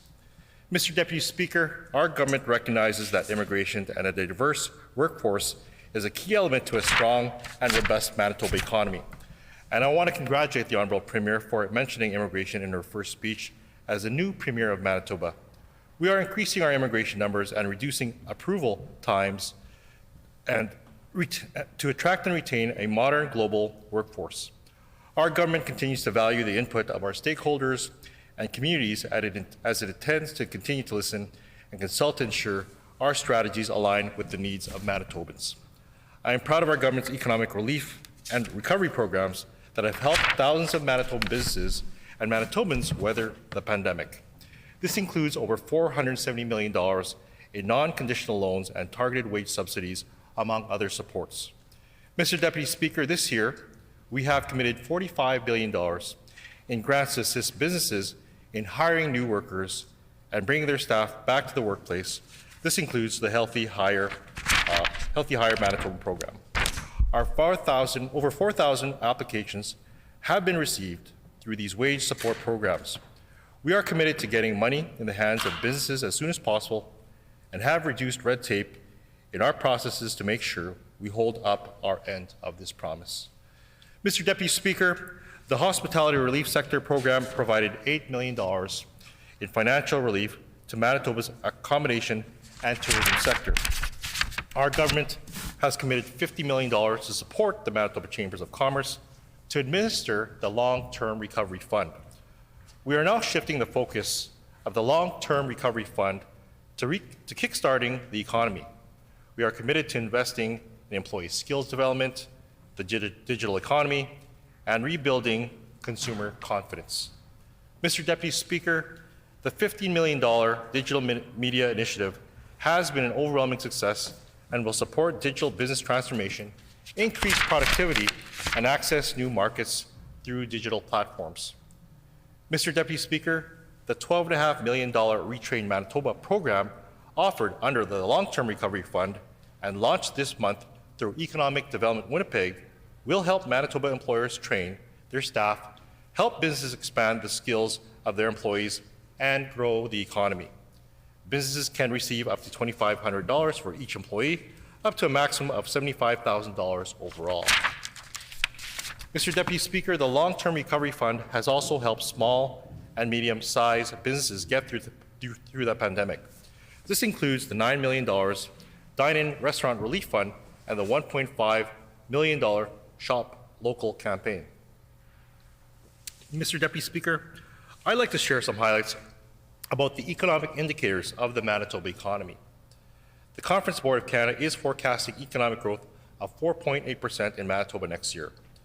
This is larger than expected growth of Canada as a whole and second only to Alberta. There are also other indicators that underlie our current economic growth. Manitoba currently boasts both the lowest overall and lowest youth unemployment rates in the country. Average weekly earnings saw the second highest increase over the past 12 months relative to other provinces. And exports to the United States have increased to 10.3% year to date and are expected to exceed pre-pandemic numbers by the end of the year. Mr. Deputy Speaker, Manitoba is a four-season tourism destination anchored by a rich culture and history. We are committed to sharing these experiences with travelers from across the globe. Earlier this year, our government launched the Manitoba Tourism Strategy in partnership with Travel Manitoba and the Manitoba Chambers of Commerce. The strategy outlines an ambitious target to increase visitor spending to $2.5 billion by the end of this decade. Mr. Deputy Speaker, to continue to attract investment and jobs in the interactive digital media sector, our government recently made the interactive digital media tax credit permanent and updated it to reflect the current business requirements. Our government continues to hear access to venture and seed capital is an issue for Manitoba businesses, especially new and small companies with great potential to grow and create jobs in our province. Mr. Deputy Speaker, to ensure Manitoba remains competitive and home of innovative new startups, the throne speech announced Manitoba will create a new venture capital framework, which will be a key pillar of Manitoba's long-term economic growth agenda. Mr. Deputy Speaker, our government is implementing a single point of contact for investors and businesses exploring expansion and trade opportunities in Manitoba. Our new navigation division will provide a one-stop approach for companies and will work with departments and relevant agencies on their behalf to ensure their needs are being met. Mr. Deputy Speaker, our government is committed to ensuring that we have a strong nursing workforce now and into the future. We are taking a whole-of-government approach, including working with our stakeholders on initiatives that will address the provincial nursing shortage. Mr. Deputy Speaker, this year we launched a new initiative to support more internationally educated nurses to become licensed to work in Manitoba. We have seen a great response to the portal so far. Currently, there have been over 1,800 applications. Staff are reviewing applications to determine how we can support their goal of working in the nursing field. This may include language training, support with exams and assessments, or gap training. Our government is providing up to $23,000 to each qualified internationally educated nurse to help ease the financial burden with this process. Mr. Deputy Speaker, we have heard from Manitoba businesses how difficult it has been to attract talent amid a national labor shortage. To address this issue and ensure Manitoba has a skilled workforce to be competitive on the global scene, the throne speech reiterated our commitment to increasing our investments in education and training and leveraging immigration to fill any gaps. This year alone, our government has committed $50 million towards upgrading and skills training of the current and future labor force. Mr. Deputy Speaker, through my department's skills development program, our government has committed $30 million to training unemployed and low-skilled Manitobans to help them secure sustainable employment and address the acute demand for workers. We're also assisting businesses to upskill their existing workforce through the Canada-Manitoba Job Grant Program and the recently announced Retrain Manitoba program. These are being delivered in partnership with Economic Development Winnipeg as part of our long-term recovery fund. Mr. Deputy Speaker, between these two programs, we will invest over $20 million in employer-driven training initiatives to fill internal skills gaps that may be holding back productivity. Our government is also investing in targeted training through the Sector Council program. This supports organizations in key sectors of the economy to develop and deliver specialized sector-specific workforce training. These organizations deliver short-term training for existing workers to increase productivity and competitiveness, develop new products and processes, and increase access to national and global markets. Mr. Deputy Speaker, sustained economic growth requires innovation, and we are committed to ensuring Manitoba continues to create an environment where entrepreneurs are welcomed and valued. This means providing grants to small and medium-sized businesses through my department's Innovation Growth Program and supports the development and commercialization of new innovative products and services. Mr. Deputy Speaker, our government is committed to investing in companies that show great promise and have long-term potential to stimulate economic growth in our province. Mr. Deputy Speaker, to support the next generation of innovators, our government partnered with organizations such as Futurepreneur Canada, and their startup program provides direct support to aspiring new business people and helps address barriers to succeed faced by many Black, Indigenous, and newcomer entrepreneurs. Manitoba remains committed to supporting the next generation of business leaders and entrepreneurs to reduce barriers of success, and that is why our government has committed $750,000 over 3 years to an organization such as Futurepreneur, to help young entrepreneurs launch and sustain businesses.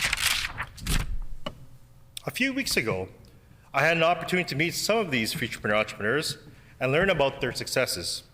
As a former small business owner myself, I was inspired by the drive and resilience of these young Manitobans. And most recently, this past Friday, I went to visit one of these futurepreneur entrepreneurs, Crew Barber, in Niverville, an Indigenous-owned small business. And because I was there to watch my daughter's basketball game in Niverville, since we were there this past Friday and my son was also with us, why not support them by getting his haircut and supporting a local business in the area? So we were happy to support them, and of course, the owners, Mitch and Zega, were happy to serve my son. Mr. Deputy Speaker, yesterday afternoon, my family walked with Waverley constituents Andrew and Katie Wedgwood in the North End. Andrew is a colonel with the Royal Canadian Air Force and invited my family and I to walk with the Bear Clan as they have walked a number of times with the Bear Clan. And I'm glad he did. It was a humbling and wonderful experience to be with the group and helping those on the street, whether it was handing out snacks, water, toques, to keep them warm, or just to have a conversation with them. I know Andrew, as a current member of the Canadian Armed Forces, and myself as a veteran, we received the thank you for your service from time to time. But being thanked for what we were doing yesterday by volunteering with the Bear Clan was very gratifying, whether it was from people on the street or those in passing vehicles honking the horns in acknowledgement. I highly recommend to anyone who can take the time to volunteer and help organizations like the Bear Clan out to do so. Thank you, Andrew and Katie, for inviting us, and thank you to Bear Clan Interim Executive Director Kevin Walker for welcoming my family and I. Mr. Deputy Speaker, I am proud to rise in the House today in support of our government's speech from the throne, and I'm looking forward to strengthening our provincial economy for all Manitobans as we progress together into our post-pandemic recovery. And as our Premier has said, we will need a strong economy to pay for the social services to properly take care of Manitobans who may need those services more than others. Again, it is indeed an honor to rise in the House to represent my constituency of Waverley as your MLA and as the Minister for Economic Development and Jobs. Thank you, Mr. Deputy Speaker. The honourable member for Transcona. Well, thank you, Mr. Deputy Speaker, and I'd like to welcome you back, Mr. Deputy Speaker. It's good to see you in good health, able to resume your duties. I'd also like to acknowledge and congratulate the new Premier for being the first woman to hold this office in Manitoba. This is a milestone that cannot be overlooked. It's also an honor to be here today to hear our first Indigenous land acknowledgement. That is indeed something that is long overdue, and I would like to lift up the members of the NDP caucus that made that also possible to occur. It's too bad that it had to wait this long, but nevertheless, what an occasion today. It's also, as many members have already mentioned, it is indeed an honor to be here to represent our constituents and to respond to the speech from the throne for this fourth session of the 42nd Legislature. I will tell you, times are tough right now for Manitobans. We're moving into month 21 of the pandemic, and it is called on government to be not only unique in its approach, but also responsive to the needs of its citizens. And what we've seen here is a haphazard plan that's being put forth in a throne speech that really doesn't tackle the issues that are impacting everyday Manitobans, and especially my constituents in Transcona. I can tell you in Transcona, this is identified by the Winnipeg Regional Health Authority as the area with the lowest per capita PCH personal care home beds in the city.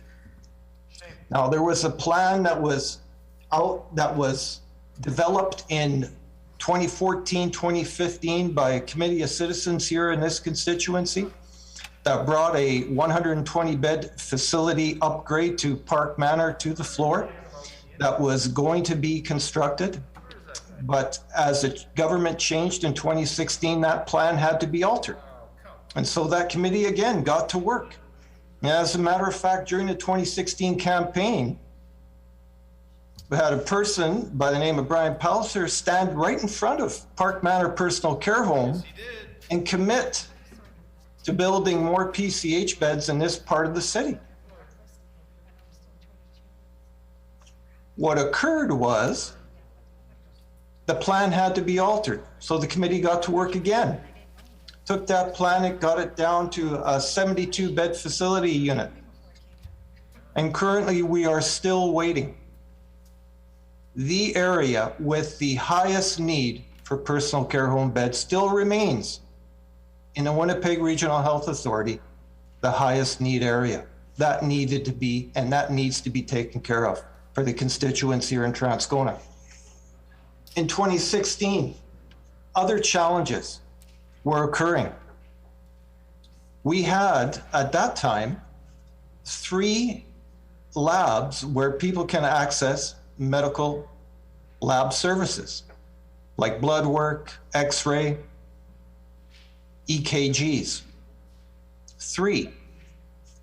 We are now down to 0 in the constituency of Transcona where these lab services can be accessed. As a matter of fact, now people with mobility issues have to make alternate plans with people that in their family or friends to get them to now a super site that's located down by Region and Lagimodiere. A real challenge for people, not only with mobility issues, but also with the ability to get there. And that is one of the biggest pieces that are impacting our constituents here in Transcona is the healthcare services. And this can be also broadened to the fact that we lost a cancer care site at Concordia Hospital. Now, I heard this very same premier get up today in a House and say Manitobans deserve to get healthcare close to home when they need it and where they need it. I will tell you, the residents and constituents of Transcona have a hard time hearing that comment simply because many of these services have been transferred outside of our neighborhoods. And we are now unable to access those healthcare services close to home. Concordia Hospital had a very unique cancer care setup where people were less than 10-minute drive away from quality care. I can tell you in my own personal experience, mine was, I had my treatment done at St. Boniface Hospital. Fantastic, fantastic place. But as you near the end of those treatments, I will tell you that walk down that long hallway, when you're not in prime physical condition, I can tell you it takes a lot out of you. You know, and that's what I'm thinking about now, all the people that have to make that long walk, right? Unnecessarily so. And you know, I'm going to advocate strongly that a cancer care facility be reestablished in Northeast Winnipeg.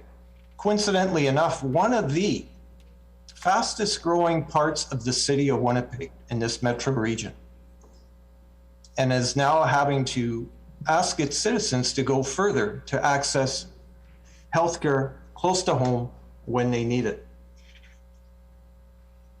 We have another example of this in trying to prepare for the 4th wave. One of the solutions to this is to move patients outside of our hospitals here. I had a constituent by the name of George, whose 87-year-old wife had to be moved to Killarney, Manitoba. George, of course, who doesn't have a license anymore and can't drive and can't get the support that his loved one needs. And we know that we had time to plan for this 4th wave. And yet here we are in situations where we're moving our loved ones further away from home, further away from healthcare, where they can actually get it close to home. When we say that, we have to mean it. We have to put in those resources ahead of time so that we can have these spaces in place for people when they need it. Instead, now we're in this 4th wave, and we're now making room for patients that have COVID and kicking out people that had that spot in the first place at the hospital. So those are some of the pieces that are really quite challenging when it comes to getting healthcare close to home.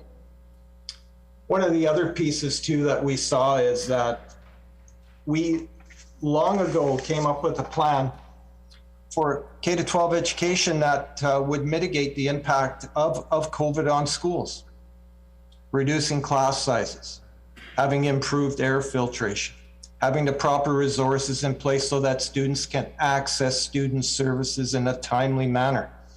I can tell you when I was working in the system 3 short years ago, before the pandemic hit, many students had difficulty accessing the necessary clinical services like psych assessments, occupational therapy, physiotherapy, speech and language services. Those were still a challenge to access. Psych assessments that often took 12 to 16 months to complete. These very same services right now are moving into 24 to 28 month wait lists for psych assessments for kids. And we knew that this was going to happen because when people were able and kids were able to get back into school, that these were going to be challenges. We knew that this was going to come up. And yet we did not have any extra supports put in place so that we can deal with kids getting back to school, everybody at the same time. The crush of demand on social work and other student services is overwhelming the system right now. We have kids on wait lists that are languishing, that need to be seen,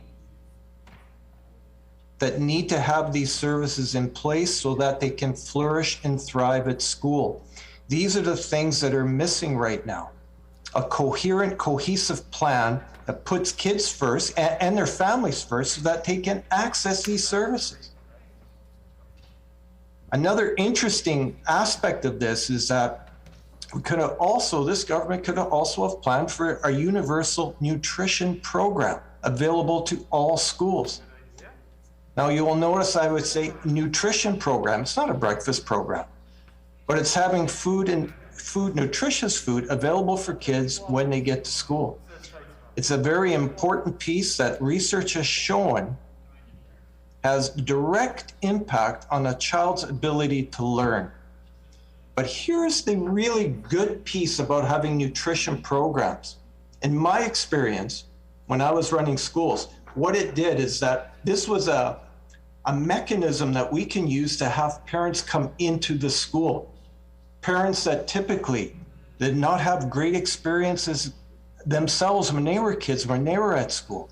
This allowed them to come into the school, and then once we were there, we were able to build that sense of community. Because it's not just about nutrition. You're also feeding that need for community.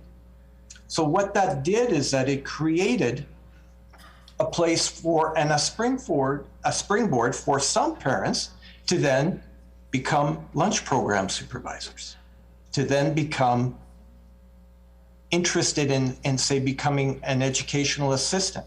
So these are some of the ancillary effects that you have when you have something as simple as a nutrition program, Mr. Deputy Speaker. Because what it does is it allows a person safe access to a place that many probably felt that they didn't feel welcome in. What an opportunity, right? And when we have that community school model that we needed to hear in this throne speech that was missing, that would be something that would really improve the lives of people that didn't have a great experience at school when they were students.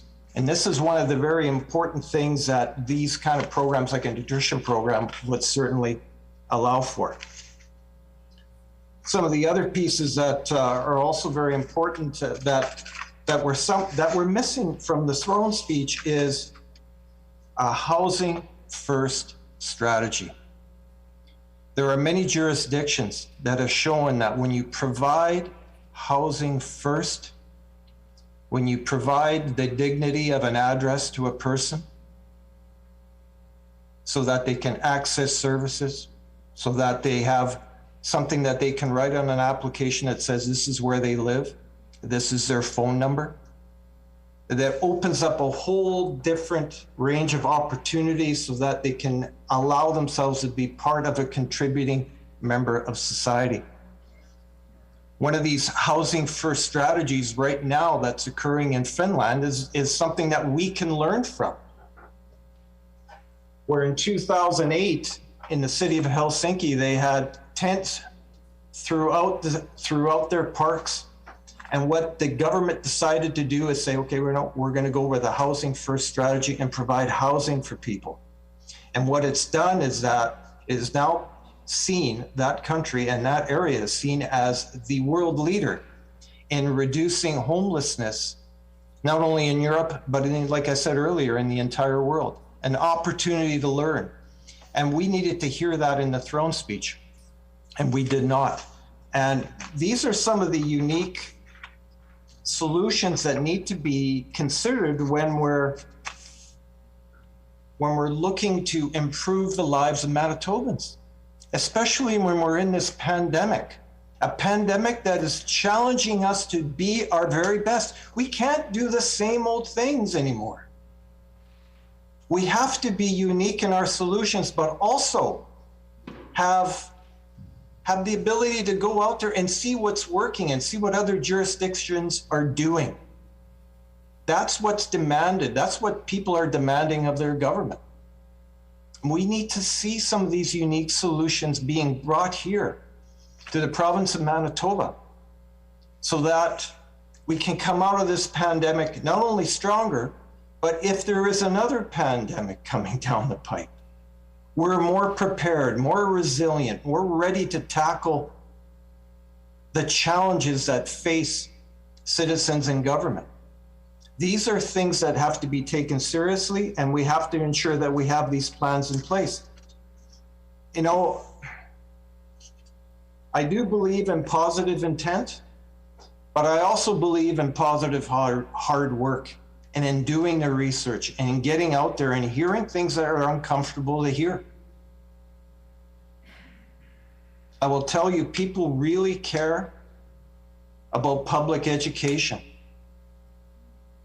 Public education in Manitoba is something that was manifested and created through the experience of early settlers in Manitoba. The experience being that you had to cooperate. You had to rely on each other, especially during hard times. A public education system was created so that everyone can benefit from an education that not only served the economy, but also served the citizenry. It's not just about jobs. It's also about how do I contribute to my community? How do I become a better citizen? These are democratic ideals that are very much based on that cooperative, supportive model, especially in a winter country and in a winter place like Manitoba, where if you didn't have the support of your neighbor, you were not going to survive. And we have to take that same attitude, that same ethos, and apply that to government. And go out and have some of those difficult conversations and sometimes listen to some difficult advice that has to come back to us as politicians. And take that and move forward with it. Therefore, Mr. Deputy Speaker, what I see in this throne speech is an opportunity missed. I want to echo the words of my colleague from Coatenook, who said this throne speech was going to provide an opportunity for a new vision, but it's still, unfortunately, Mr. Deputy Speaker, some of the same old, same old. 80% of what's in this throne speech was in previous government's throne speech. That is not changing the channel, that's staying that course, a course that is shown to have failed Manitobans when we needed government the most. And so with this opportunity missed, it is clear that this current Premier will continue down the same path. One that led us in a disastrous second and third wave. And now we're heading into a fourth wave where we have a lack of leadership when we really need it the most. And I will say that this conservative agenda is not serving the citizens of Manitoba very well. Hasn't for the past 5 years. And I don't see it getting any better in the next 2. Manitobans deserve better. The constituents of Transcona deserve better. And they're waiting. They're waiting for some real concrete action on a number of important items: healthcare, education, housing first, addictions treatment. These are the things that are going to help the citizens of Manitoba. Therefore, Mr. Deputy Speaker, as the MLA for Transcona, I cannot support this throne speech and will not be doing so when the vote comes. I want to thank you for this opportunity to allow me to put a few words on the record, and I wish you continued good health. Thank you.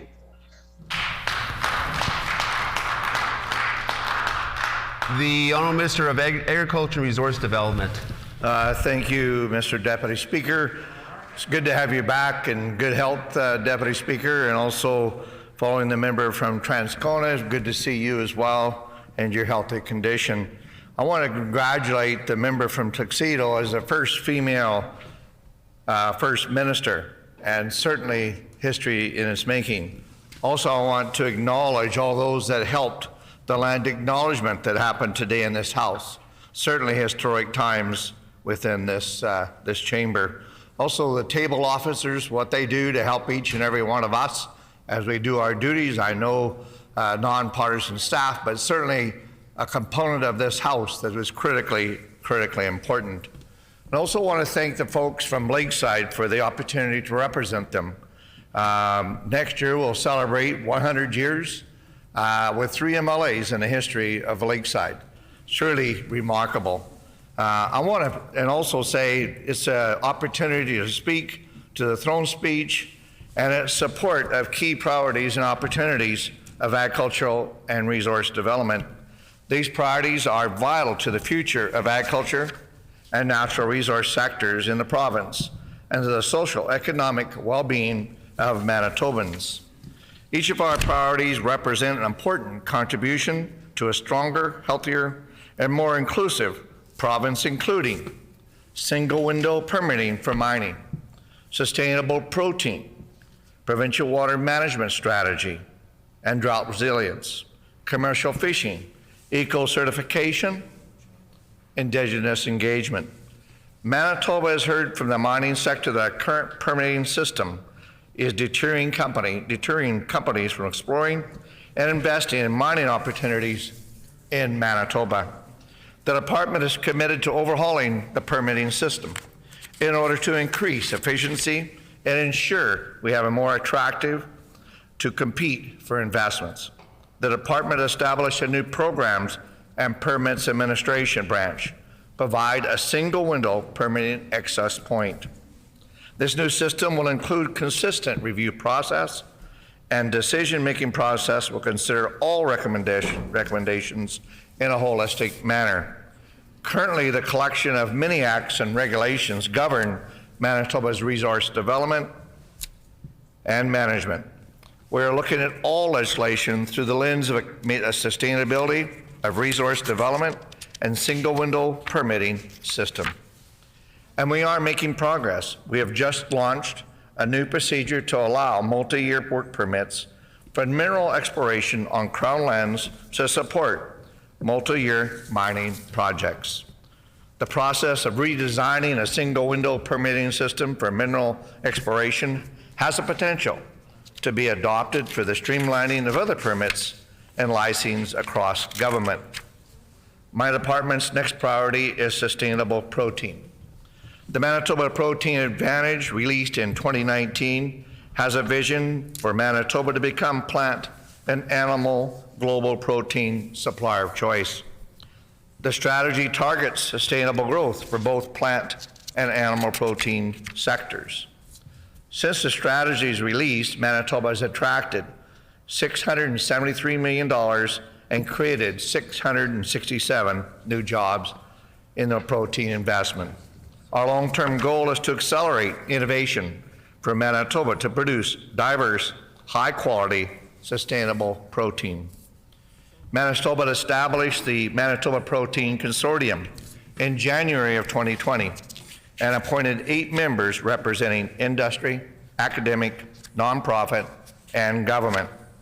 The consortium is working with industry to implement this strategy. Attracting investment and jobs in sustainable protein will depend on climate-resilient infrastructure, renewable energy, and attractive environment for investment. Since 2019, the department has invested $4.7 million to support protein research and innovation.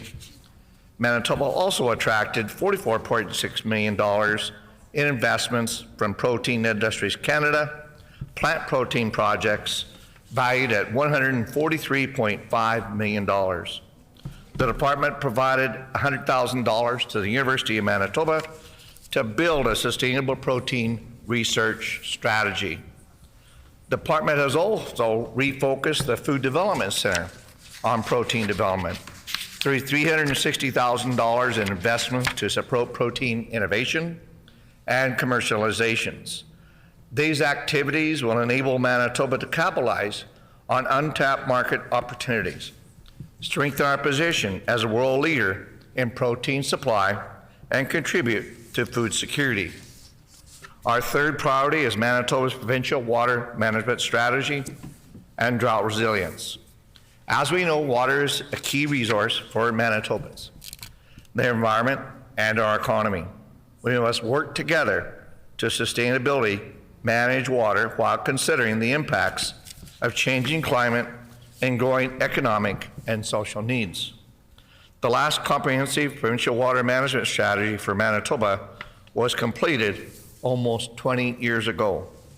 Water strategies and investments not only combat drought, but ensure safe water for communities and enable more investments.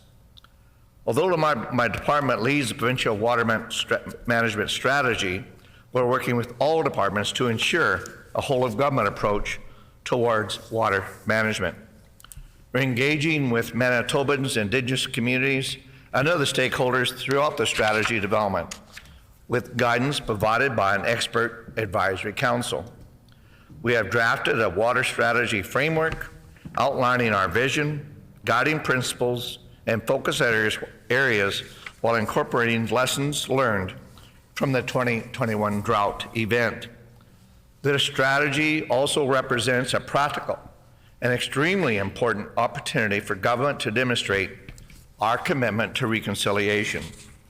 We have extensive engagement activities planned with our Indigenous communities in 2022. We anticipate finishing the strategy next summer. Our next priority is commercial fisheries and eco-certification. Manitoba is home to many abundant fisheries. Many of these fisheries are mixed use and support commercial fishing, recreational angling, and First People sustenance harvest. Recreational angling draws $600 million annually. Commercial fishing draws $100 million each year to Manitoba's economy. Our department has a responsibility to manage Manitoba's fisheries for the benefit of the ecosystem, the fisheries sector, and all resource users.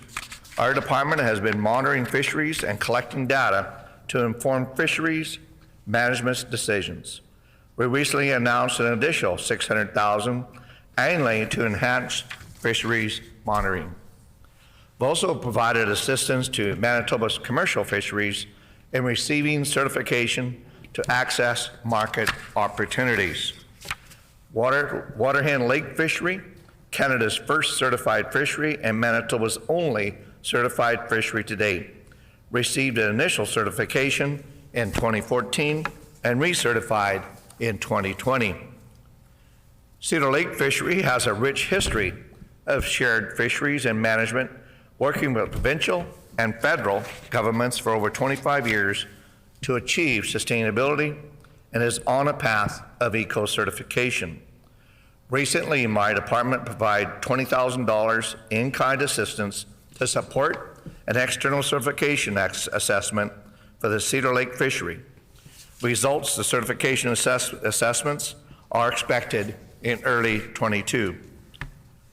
My department also recently released and conducted engagement of Manitoba's recreational angling strategy. The strategy strives to balance increased angling opportunities with enhanced protection for fish populations. Looking ahead, the department is pursuing the regulation amendments required to implement the strategy for April 1st of 2023. The strategy positions Manitoba to become leaders in recreational angling management across North America. I want to anchor the above comments with our critical priority, Indigenous engagement. Partnerships and the participation of Manitoba's First People are important keys to unlocking our natural resource potential. This engagement will also ensure the successful achievement of objectives through initiatives such as mining development. As you know, our government is strongly committed to strengthening the relationship with First Peoples. This is based on recognition of rights, respect, cooperation, and partnerships. The government is also committed to working with First People governments to promote participation in the resource sectors to ensure communities share in the economic benefits. The department has established a new integrated planning branch. One of its mandates is to support Indigenous relations and reconciliation activities. They provide an oversight to Crown consultation process and coordinate the department's representation on resource management boards. The department has supported First Nations forest management projects, including issuing forestry option license to a group of 4 First Nations on the east side of Lake Winnipeg to explore forest development led by our First People. I can share with this House that today I'm hosting the Forest Management Day departments right across all provinces and the federal government, and certainly can tell you it's going well. This also includes a Kipanaha Forestry Management Corporation partnership. This partnership between First Nations and craft paper will help manage 8.7 million hectares of boreal forest in Manitoba. Mr. Deputy Speaker, it certainly has been a pleasure to stand in the House and put a few things on the record regarding our throne speech. I'm proud to stand with a government that is committed to moving Manitoba forward and a path to reconciliation. Thank you, Mr. Deputy Speaker.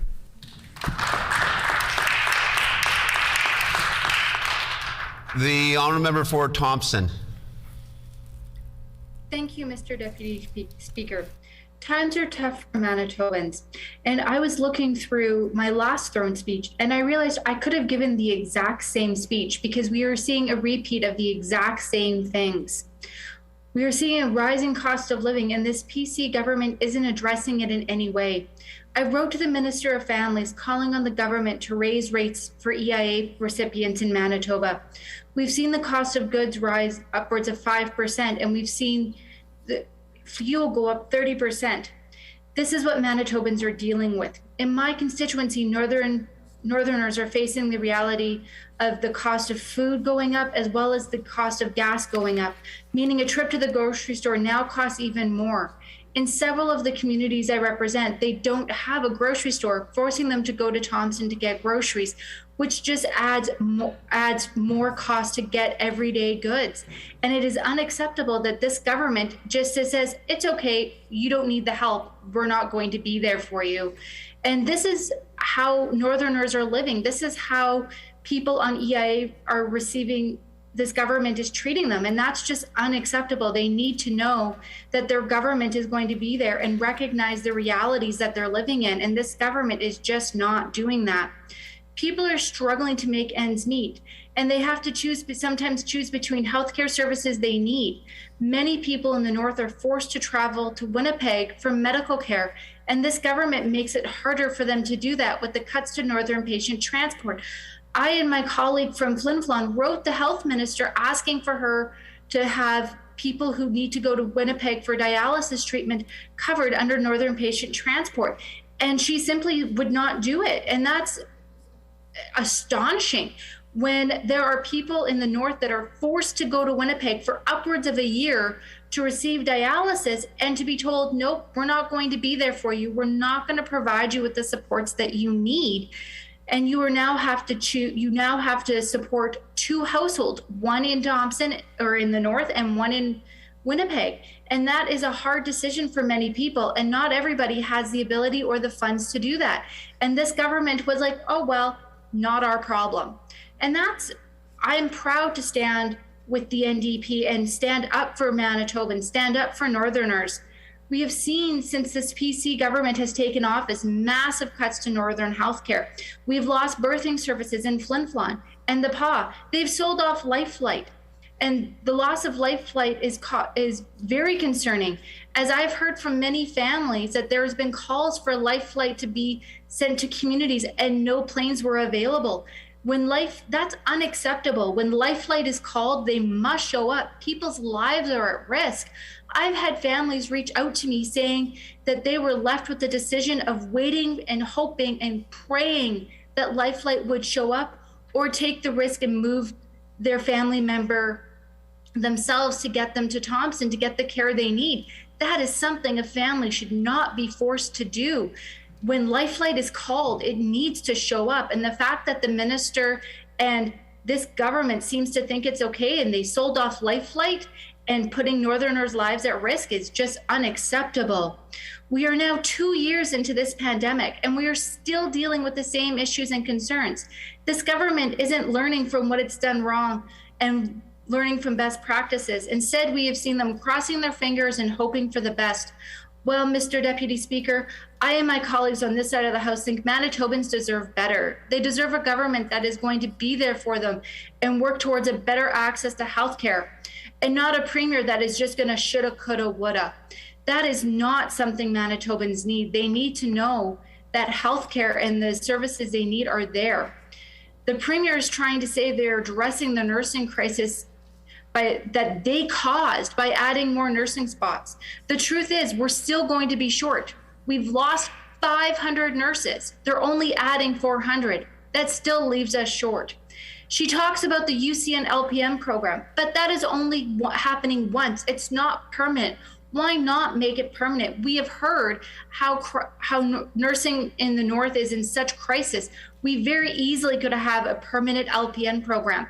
I almost laughed out loud when they promised and guaranteed everyone who graduates that program a job, like that wasn't already going to happen. I know the PCs aren't very familiar with the North, so I will let them know that anybody that graduates the nursing program at UCN or the teaching program at UCN or the School of Social Work program at the U of M are hired many times before they graduate. The other thing that I found strange was that while we were in the middle of a nursing crisis, the fact that there was a conversation that the people graduating this program wasn't going to be hired in the first place. We have a nursing crisis and they weren't going to hire them. Of course, they were all being promised jobs. Under this government's leadership, and including while the premier was the health minister, we saw some of our sickest Manitobans shipped out of province because our healthcare system wasn't at full capacity. That is unacceptable. Their failure has cost Manitobans their lives. That doesn't seem to bother this premier or her minister. And if they want to know what happened, they need to ensure it never happens again, which is why I'm proud to be part of a team that is fighting for answers for Manitobans and why we need an inquiry into Manitoba's handling of the COVID-19 pandemic, because this government has just fallen short time and time again. Their cuts to healthcare has caused havoc in the healthcare system in Manitoba. We've seen wait times in ERs go up. We've seen more and more people leaving ERs without even being seen, which is dangerous, because if somebody is going to the ER, it's not because they're not feeling well. It's because they know they are sick and they need immediate attention. We have seen surgery wait times go up under this government, and the pandemic has only made it worse.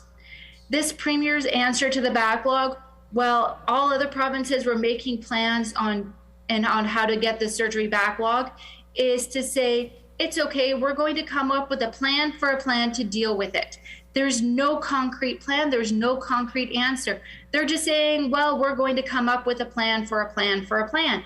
And that's something Manitobans deserve better on. They need to know that their surgeries are going to be done as soon as possible and not when this government comes up with this magical plan that they seem to think they're going to be doing. The throne speech talks about supports for small businesses in the north. Well, Mr. Deputy Speaker, the government can do that by unfreezing CEDF and allowing them to give loans again. CEDF has a great track record when it comes to loans being repaid. CEDF plays an important role in businesses in the north. Many businesses were created due to CEDF. CEDF plays an important role for businesses that is needed for capital that they just can't get at traditional banks, and they need the funding. The government doesn't need a plan for a plan to support businesses because they could already do that simply by unfreezing CEDF. The simple fact is they don't want to do this. They just want to try and do something and take the credit for it and create a whole new program and something that is already there. Several Northerners have not been able to open businesses because of the government's decision, and that is not only hurts the North, but it hurts all of Manitobans. We need the North to be thriving, and they could do that if they just unfreeze the CEDF funding. Let's talk again about a minute for the LPM program in Thompson. While the announcement was welcomed, it is only a one-time program. This government needs to step up and do more for the North, and they need to do better for Manitobans. This is such an important program, and it needs to not just happen once. We know the PCs are desperate to try and change the channel from what the previous premier was doing, and this premier doesn't seem to be any different. They say, while she's meeting with Indigenous people and says she cares about wanting to build a better relation, all we've seen from this government is talk. They have plans upon plans upon plans, but nothing is different. Look at the throne speech. It talks about reconciliation at the beginning. But when we got down to the bottom and they talked about resource extraction, there was no talk about partnering with Indigenous communities. There was no mention about working with communities and partnering with them. Whether the premier likes it or not, those resources are on traditional lands, and they need to respect that process. This premier is talking about how she wants to build a better relationship, but I don't see how she can do that while she's taking Indigenous people to court. They are still taking Indigenous people to court. They could better build the relationship if they just stop taking Indigenous people to court. This PC government is all talk. They don't actually want to improve relationships with Indigenous people. They just want to say they're wanting to do better. But talk is cheap. They need to show up and actually do the work and listen to Indigenous people. The best way they could do that is by apologizing to Indigenous people for the way her boss treated Indigenous people. She sat there quietly while he made racist comments and blamed Indigenous people for things that were happening in this province. And that is unacceptable. Well, Mr. Deputy Speaker, to me, silence speaks volumes. When you are silent when somebody is racist, that means you agree with them. And that is something I'm not okay with, which is why I'm proud to be part of a team that stood up and challenged and called on the Premier to make better choices and to apologize. I know that this Premier and her government are trying so hard to pretend like it didn't happen, but the facts are it did. And them not apologizing to Indigenous people for what Brian Pallister said is not okay. They are now trying to say they support workers in Manitoba by repealing their wage freeze bill, but the mandates are still in place, which is hurting workers in this province. They have attacked unions time and time again, and this Premier was silent while her former boss was doing that. She didn't stand up and say, no, you can't do that. That'll hurt workers in this province. Instead, she supported the ending of trying to end the binding arbitration. They've hurt teachers in the North with provincial-wide bargaining. They've interfered in countless contract and negotiations. They won't introduce permanent paid sick leave for workers, which would make a huge difference for Manitobans. So they don't have to pick between feeding themselves and their families and staying home when they are sick. That is a decision nobody should have to make, which is why we need permanent paid sick leave. And that is something this government just isn't willing to do. They are trying to champion a temporary program that was brought in with supports from the federal government. Well, we have seen that we need a permanent program, not just during a health crisis like a pandemic. It needs to happen all of the time, because having a paid permanent sick leave program would enable people to get healthier quicker and not have to choose between food and work. Now let's talk about what this premier did as a cabinet minister. Well, I don't think we can call that a success. As a families minister, the first minister failed childcare in this province. While she was hosting a press conference saying centers that remain closed would not be punished, she forced the childcare coordinators to call centers and say if they closed, they wouldn't receive their operating grants. And when that was pointed out to her, she said the NDP made it up, which is not true. We have seen countless proof that, in fact, she did at her direction, and they were forced to do it. She created a failed at-home daycare program that spent less than 1% of its money. She supported the continuing funding freeze, which has had negative impacts on ECEs in this province. We've seen a staffing crisis in childcare caused by her government, and she has supported and done nothing to help ECEs in this province, which is hurting families. Families need to know that there is quality, affordable, accessible childcare available to them. I know we have signed on to the federal agreement, but we still don't know what's in it. We are one of the only provinces that have not shared what's in that agreement. So my question to her and her government is, why are they keeping it a secret? What do they have to hide? Families need childcare, and that is so important in this province. They have attacked and have cut funding for children with disabilities. At the end of the day, they've made it harder for families to access the ISP funding, and that hurts children. We have seen cuts to children with disabilities, and that was something she did. And this government is not standing up for children. At the end of the day, this government under her leadership is failing and making it harder for families in Manitoba. Under housing, she was the housing minister. They did not build a single unit of housing. However, they did sell off a number of units. And I don't see how that helps Manitobans. They've made it harder for low-income Manitobans to access housing. They have made it harder to get permanent housing.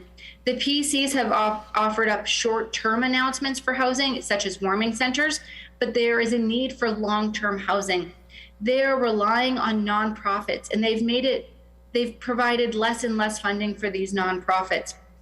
We need a real plan to address the homelessness issue in this province, but this government does nothing. All they do is make plans for plans for plans to address issues. Well, they're just kicking the can down the road. Well, Mr. Deputy Speaker,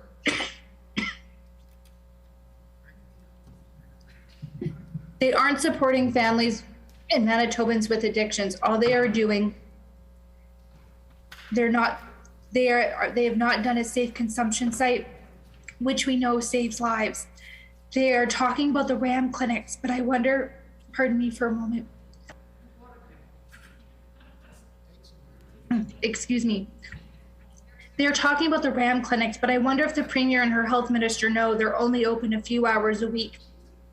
Manitobans need addiction supports when they need it, not just a few hours a week. And we know safe consumption sites work. We have seen that they work, and they need to step up and do a better job in Manitoba. Once again, supports for people with disabilities made it into the throne speech. Not for the first time, not for the second time, but a third time. There was a bill passed moving income assistance out of EIA into its own program, but the regulations aren't done. They're only just started developing a plan for the regulations. Once again, a plan for a plan. But what concerns me is if it was so important that it made it into the government's throne speech 3 times, why weren't the regulations not done? Well, it tells me because it's not a real priority. There are still many questions that need to be answered, and it is disappointing that this is not really a priority for this government. The NDP have been raising concerns around this issue for a while. When is it going to take effect? What is going to happen with people that have short-term relapsing disabilities that won't qualify for the new program? They keep saying that they won't be affected, but the truth of the matter is, Mr. Deputy Speaker, the change in legislation means they don't qualify. The Premier and her minister are not able to answer that. In fact, over 80% of the commitments in this throne speech are just repeats from the Palliser administration. This new leader isn't offering anything new. Instead, she is recycling ideas from a failed Premier.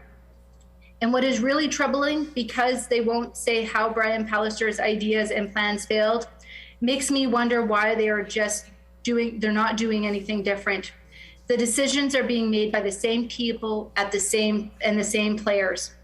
It's the same people who didn't stand up to Brian Palliser the first time. In fact, they cheered and celebrated while he hurt Manitobans in Manitoba by raising hydro rates in the dead of night. This Premier's throne speech contains the same broken promises used by Brian Palliser and doesn't seem to have a plan of themselves. They say they listen to nurses, but if they did, they wouldn't have sent the sickest people out of the province.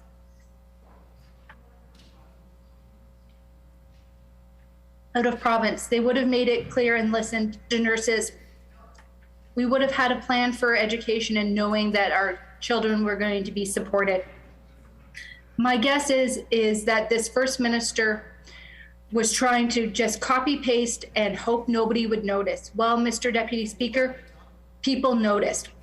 And my guess is the reason why she was hoping people were going to notice is she's too busy focusing on other issues that are going on. There is the upcoming court case that is going to be determining if she is in fact the Premier. And it's the same old, and that is something Manitobans deserve better. They aren't making investments in Manitoba. The only investments that are happening are with federal dollars that they are trying to take credit for.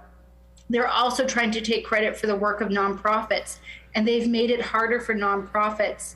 Nonprofits have really stepped up and provided the supports that government should, and they're doing this work with less and less funds due to government cuts. Well, their cuts of their funding have been underway and are ensuring that it makes it harder for Manitobans that need nonprofits. This government is ensuring, though, that the richest Manitobans are getting money through tax cuts, and that is not an investment Manitobans need. Manitobans need to know that a government is going to work for them, not just the people that agree with the government and not just the people that are voting for the government. They need to know that a government is there for them.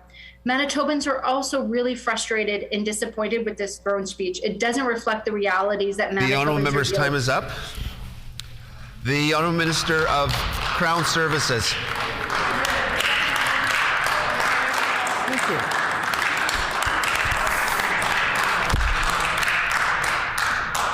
The Honourable Minister for Crown Services. Thank you very much, Mr. Deputy Speaker. Great to be here. Always a pleasure to be able to stand up in this House and first off, acknowledge and thank the fine folks from Red River North who I represent on a daily basis, Mr. Deputy Speaker, and have had that honor since 2019, and certainly look forward to continuing to bring their concerns to this legislature. Once again, I thank them. The throne speech, again, lays out our path, Mr. Deputy Speaker, to progressing forward together. With our new Premier, our government is embarking with Manitobans on a path in a new direction. We know that. We've heard a lot of that talk over the last couple of days. Our government embraces the values and equality, inclusivity, and understanding, Mr. Deputy Speaker. On reconciliation, we have a number of themes, and I can tell you, and I'd like to share again with the House and put on record, that I'm very pleased to have the opportunity to serve as Crown Services Minister, and also, Mr. Deputy Speaker, to have the opportunity to work closely with all Manitobans, including our First Nations friends, partners in the North, particularly with respect to concerns they may have with Manitoba Hydro or potentially liquor and lotteries and casinos and gaming. And I can certainly share with the House that we've had a number of opportunities over the last several weeks and months, and particularly under the new leadership of Premier Stephenson, that we've had the opportunity to move forward with these talks. And we're really looking forward to having a continued dialogue and discussion. We know that Manitoba has been faced with a drought the last 2+ years, particularly this summer, Mr. Deputy Speaker. And we know that it has had an issue with water flows. We know that that affects not only Manitoba Hydro, it affects our First Nations as well. And we know that we've had open and frank dialogue and discussion in connecting and making sure that Manitoba Hydro is working with and directly in partnership with our First Nation partners with respect to the concerns and challenges they have with water.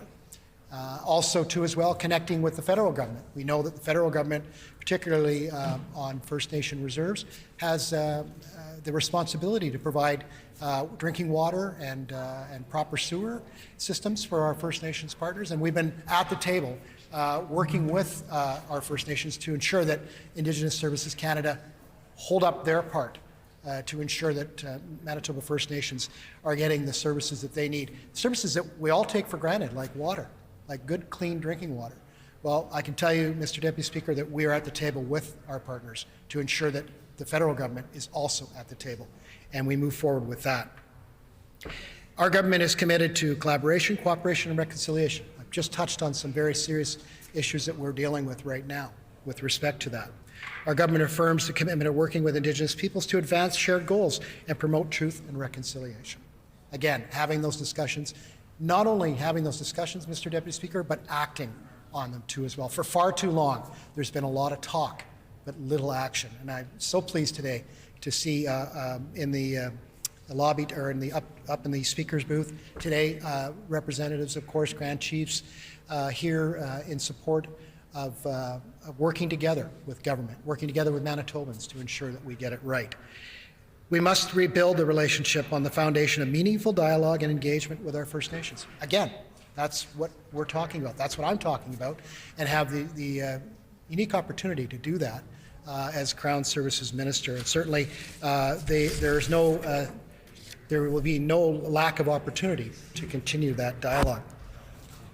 On healthcare, Mr. Deputy Speaker, we know our province and country are going through the unprecedented challenges of COVID-19. We know there's a new variant that is potentially coming. As a matter of fact, it's here.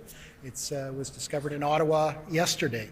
And we know the federal government is taking steps to ensure that further transmission from outside Canada and the country doesn't come here to not only Manitoba, but to the rest of the country. So we thank the federal government for doing that and ensuring that flights are essentially put on hold until we get an understanding of what the new COVID variant is all about. The difficulties, of course, that this has imposed on our citizens and businesses and governments are unprecedented. We know that, and I'll break it down into, first of all, Manitobans in particular, families. I know a number of my colleagues on both sides of the House are parents and family members, have aunts, uncles, mums and dads, and they certainly have been going through the pain that we all have been suffering with respect to ensuring our families are protected from COVID-19. And we know that it's been over 20 months, and with the emergence of new variants coming in all the time, we know that we need to ensure that we can live with COVID-19 and understand it to the point where we're basically running with the fundamentals, Mr. Deputy Speaker, to ensure that we're doing our hand washing, we're ensuring that we're social distancing, we're wearing our masks when it's appropriate, of course, and certainly getting Manitobans vaccinated. And to that point, I'd like to thank the Manitobans that have been double vaxxed, and in some cases now getting triple vaxxed with that extra jab to protect themselves and their families on a go forward. And great news again with our children 5 to 11 being able to be vaccinated now, Mr. Deputy Speaker. Great to see so many young folks and our grandkids and alike, and getting out there and getting vaccinated and protecting themselves and being able to enjoy the things that they love to do and go to school and learn and play recess and just hang out with their friends and just do the things that we took for granted 2 years ago, quite frankly. And we're so happy to see some sort of sense of normalcy coming back to our lives, especially for our children who have been suffering with mental health issues for sure, not being able to do the things we take for granted. So great to see the uptick in COVID vaccines. Certainly, our government is committed to our healthcare professionals. These folks, I have family members that one's a nurse and one's a healthcare provider as well, and I see when I'm able to get together, we see that the stress on her face and some of the challenges she's had to go through. She's been a health nurse and an RN for over 33 years. And certainly we commend all our frontline staff and our nurses and doctors and healthcare providers for the work they've done. And we know that the last 2 years, let's hope we never have to go through a pandemic like this again, but it's taken a real toll on our frontline nurses, doctors, and healthcare professionals. So again, I would like to thank them personally, myself, and again, we all have probably family members that are touched in the healthcare field in some way or another, so I'm sure that everybody in the House would share those sentiments. Our government is creating, as we know and we heard about in the Throne Speech, a task force to address the surgical diagnostic backlogs, Mr. Deputy Speaker. Welcome to the chair, Mr. Deputy Speaker. I see the Deputy Speaker is now in the chair, so welcome. Again, this task force, Mr. Deputy Speaker, will address the surgical and diagnostic backlogs. Very important. Obviously, we know that COVID throughout the world has created unprecedented backlogs in surgery, in hips and knees. We know that our government has made investments in moving that needle forward. There's more to be done, absolutely, but we're going to continue to work hard with our healthcare providers to ensure that we get that done. And I believe, and we believe, the task force will be a benefit to addressing those surgical diagnostic backlogs on a go-forward basis. Certainly, it can't happen overnight, but with the hard work of our front lines and doctors and nurses and our task force, we're going to move that needle forward on that. Our nursing strategy will also target the nursing shortage and increase training spaces with, again, as we hear about a lot in this House, 400, Mr. Deputy Speaker, 400 additional nursing seats. Great news. Hasn't happened in years. Needs to happen more, and it will happen under our government. We know that, Mr. Deputy Speaker, and we're looking forward to that. Manitoba must again have the capacity to fill the demand for these nurses. So we're moving forward with that. More nurses to be trained, developing skills, and working in institutions again, and ensuring that nurses are getting educated quickly and to the point where they're out in the field serving Manitobans, which they want to do, and protect Manitobans on a daily basis. As we also know, our government will recognize certain cancers with respect to our firefighters, Mr. Deputy Speaker. The Premier was out with an announcement with the Finance Minister last week, and certainly we're looking forward to not only moving forward with the new coverage for many other cancers with our firefighters, Mr. Deputy Speaker. We're leading it in Canada. We're leaders in Canada when it comes to recognizing our frontline firefighters going forward to ensure that they are protected along with their families. So that's really great to see, and we're moving forward with that. Again, we'll be a leader in Canada, so that's wonderful. Earlier this year, again, a standalone government department was created dedicated to mental health and wellness and recovery.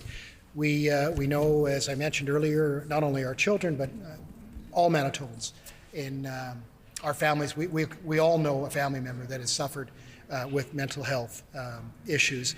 Even pre-pandemic, Mr. Deputy Speaker, we know that the pandemic has made it a lot worse. Without getting into detail, a lot worse for many families. But the supports are being put in place by our government. There's more to do. Absolutely, there's more to do. But certainly we'll work together with Manitobans to ensure that we can move through this pandemic, but also help with the mental health issues that are going to be the collateral damage of the pandemic and we need to ensure that Manitobans are protected, kept safe, and have the ability to get the help when they need it, and again, when they need it closer to home. Touching on that, again, mental health leads into families homelessness, Mr. Deputy Speaker. I know when I'm driving to work every day, we witness bus shelters being used by homeless folks. We need to do more. We need to ensure, and I know the City of Winnipeg is working and the province is working collaboratively to ensure we move that forward. We also need the federal government at the table as well. And I know our Liberal colleagues will carry that message to their Liberal colleagues in Ottawa. But nobody should be left out in the cold, especially here in Manitoba, Mr. Deputy Speaker. And we will continue to work with community partners to develop innovative approaches to meet the needs, again, of folks that are going through these issues. Again, a lot of it stemming from potentially substance abuse or mental health issues, but we know we need to put the right wraparound effects in place so that Manitobans have the ability to get better, because we want to make sure that they can, and they can live life that we're all accustomed to, and hopefully it'll look better post-pandemic, Mr. Deputy Speaker. In education, we know that, and I think it's agreed upon, that education needs to be addressed. We need to do better for our children, and we will. And we're looking forward to having that dialogue start up again to ensure that we get it right with stakeholders through right across the province to ensure that kindergarten through grade 12 is basically improved, so that Manitobans, young kids, students can get the education that they deserve, and again, led by the stakeholders, Mr. Deputy Speaker, to ensure that we get it right. And we're looking forward to that dialogue and interaction with our educators as well as we go forward. Economic recovery is another one that we need to talk about today. Mr. Deputy Speaker, I only have 6 minutes left, but I'm going to try to get this in. We will continue again to support businesses so that they can produce the goods and services, Mr. Deputy Speaker, that Manitobans rely on. Jobs as well. I know as a small business owner, going through the pandemic and working with my former partners, seeing the challenges that they had were just incredible. Nothing in my 40 years as being an entrepreneur in a business, owning my business, starting it from our bedroom in our home to building it to where it was, I can't imagine what we had to go through and what businesses have gone through, other than what we've heard from the business community throughout Manitoba and throughout the world, quite frankly. But certainly we were proud to be there for them, and we will continue to be there as we continue to grow the economy. We cannot grow the economy without a healthy small and medium-sized business sector in Manitoba, and that's exactly what we're going to focus on as we come out of the pandemic. It's very important. It helps us pay for services like healthcare, social services, and education, Mr. Deputy Speaker. We know that they are the engine of our economy, and we will continue to work in collaboration with them to ensure that they come out of this stronger than they were going into the pandemic. We know climate is another very important concern for our government. Mr. Deputy Speaker, we see the outcomes of climate change. We know droughts and heavy rain events like in BC are happening, continue to happen more rapidly, and they're more extreme. We can see that Vancouver and BC is getting hit even harder again by another round of rain, Mr. Deputy Speaker. We know that unless we get moisture over the winter time, that our farmers are going to be experiencing another drought, our producers. And our First Nations, again, will be dealing with low water levels in the north because Manitoba's drying up. So we need to, not only along with praying, but we need to do the work and the action to ensure that climate change is recognized, and our government is going to ensure that that happens, Mr. Deputy Speaker. Overall, our government has been listening, will continue to listen, and build on that listening, Mr. Deputy Speaker. We know that with the support of Manitobans, we'll continue to emerge from this pandemic stronger and better and ready to ensure that Manitoba becomes and is one of the strongest provinces in Canada, led by Premier Stephenson. Thank you, Mr. Deputy Speaker.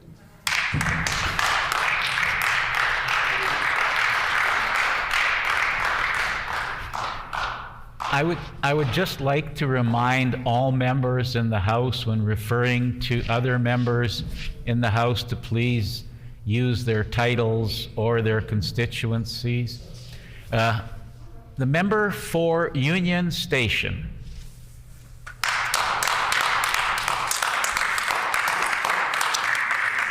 Thank you, Mr. Acting Deputy Speaker. I'm grateful for the opportunity to be able to rise in the House and put some words on the record in response to the throne speech. First, I'd like to acknowledge that I'm immensely grateful to have been in the Legislature and to be a part of this Assembly today for the first ever land acknowledgement in this Legislature. It is an incredible step.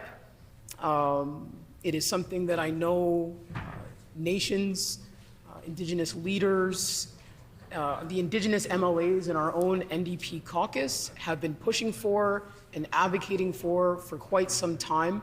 And so really, really honored to be able to have been here today for that, and want to thank and congratulate all of the Indigenous peoples who have been fighting for this to happen in our legislature. It is a testament to those efforts and a step in the right direction.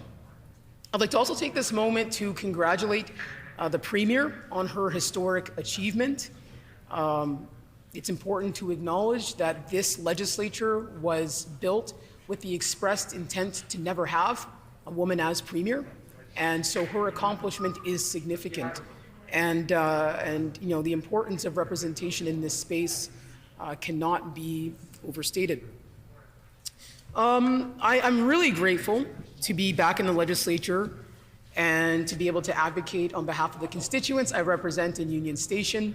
I represent a dynamic and beautiful community, and I'm always grateful to be able to stand up here and talk about the issues that they're facing and amplify their voices.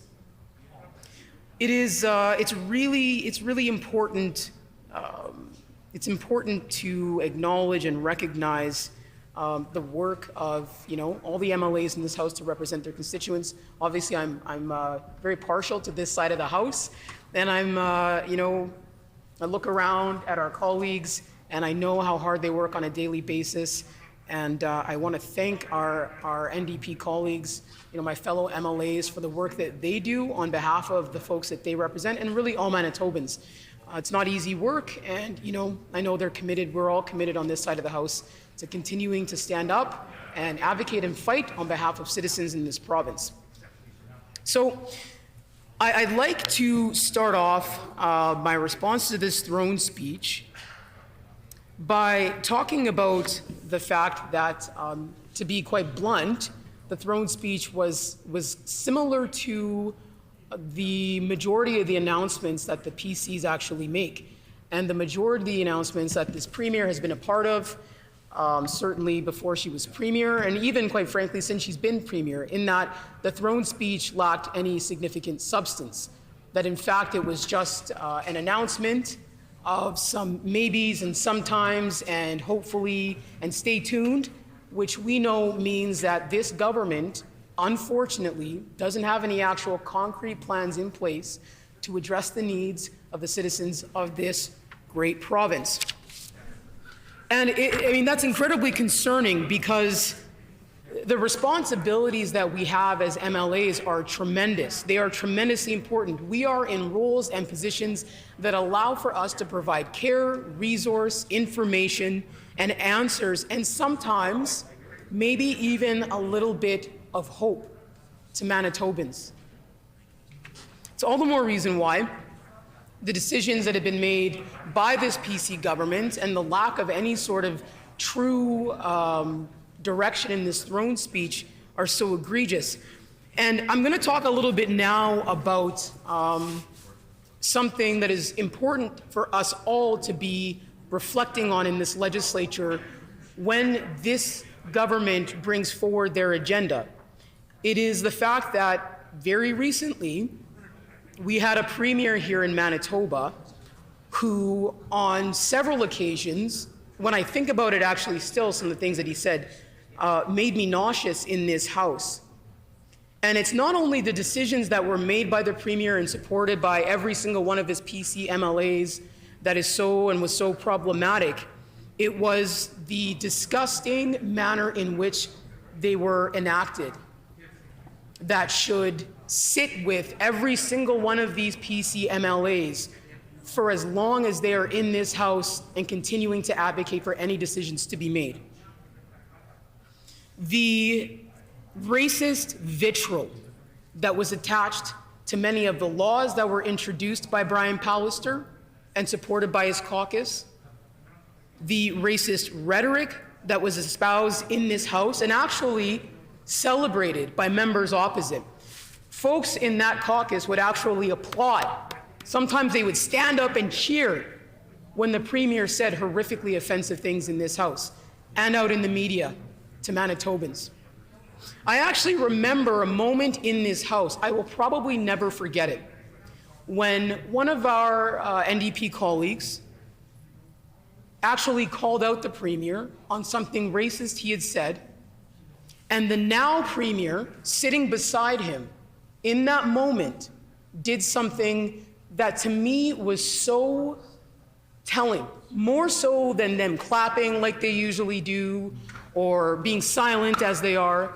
She actually turned her back on the member of our caucus who called out the Premier for his incredibly racist statements. She sat in her chair and she swung her chair around, crossed her arms, and had her back to that member for raising that issue.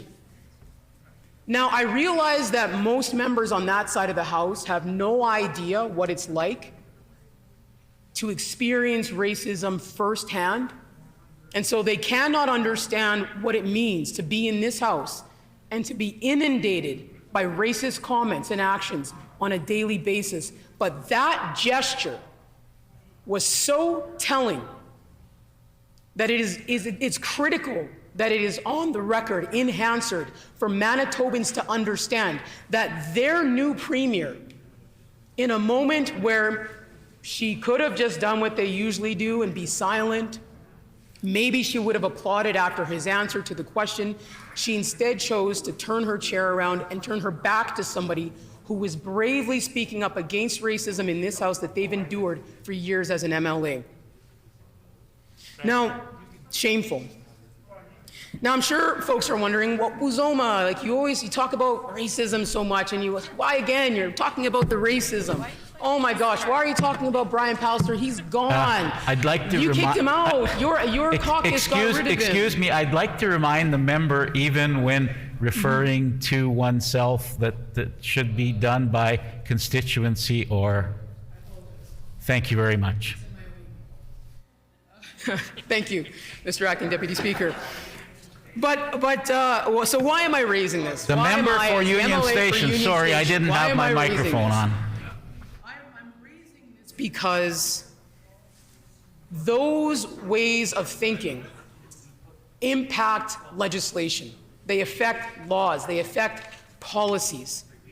And it's because we all know and we can all see the overrepresentation of folks who are living the daily experience of navigating systemic discrimination. We see that overrepresentation in incarceration. We see it in poorer health outcomes. We see it in lack of access to safe and affordable and respectful housing. We see it in terms of food insecurity. We see it in the rates of poverty. That way of thinking, that sort of behavior directly affects the policies that Manitobans have to live with. And so when you drive through Union Station, or you walk through, or you take the bus in Union Station, and you see who it is that is unsheltered, that is homeless, that is struggling with food insecurity, can't access housing, can't access health care in a timely manner, showing up in emergency rooms incredibly sick because of all the barriers that prevented them from being able to get to the hospital or to a primary care provider before they were acutely unwell. When you see in the community that I represent who is overrepresented in all of those areas, you understand just how despicable it is to have members of a government not stand up when racist and discriminatory things are said and done in this House. That's why I'm raising it. And so what I would encourage of members opposite and this new premier is to genuinely, on this day, first ever land acknowledgement, genuinely take steps forward to be better, to do better by all Manitobans. Now, and I recognize as I say that, the new premier has already done something deeply harmful to many people that we represent across Manitoba. In the midst of being the new premier, not really being available to media, some people would say that the premier was hiding. I may have said the premier was hiding. I think that the premier might have been avoiding media. She made time to meet with a local radio show host who is a known transphobic misogynist. One of her most important first people to connect with as the new premier was to sit down and have a conversation with a man who has compared transgender people to dogs. With a man who has routinely dehumanized women. That was our new premier, Manitoba's new premier's, one of her first orders of business. That sends not only a clear message to transgender, to queer, to non-binary, to two-spirit Manitobans, it sends a message to all Manitobans.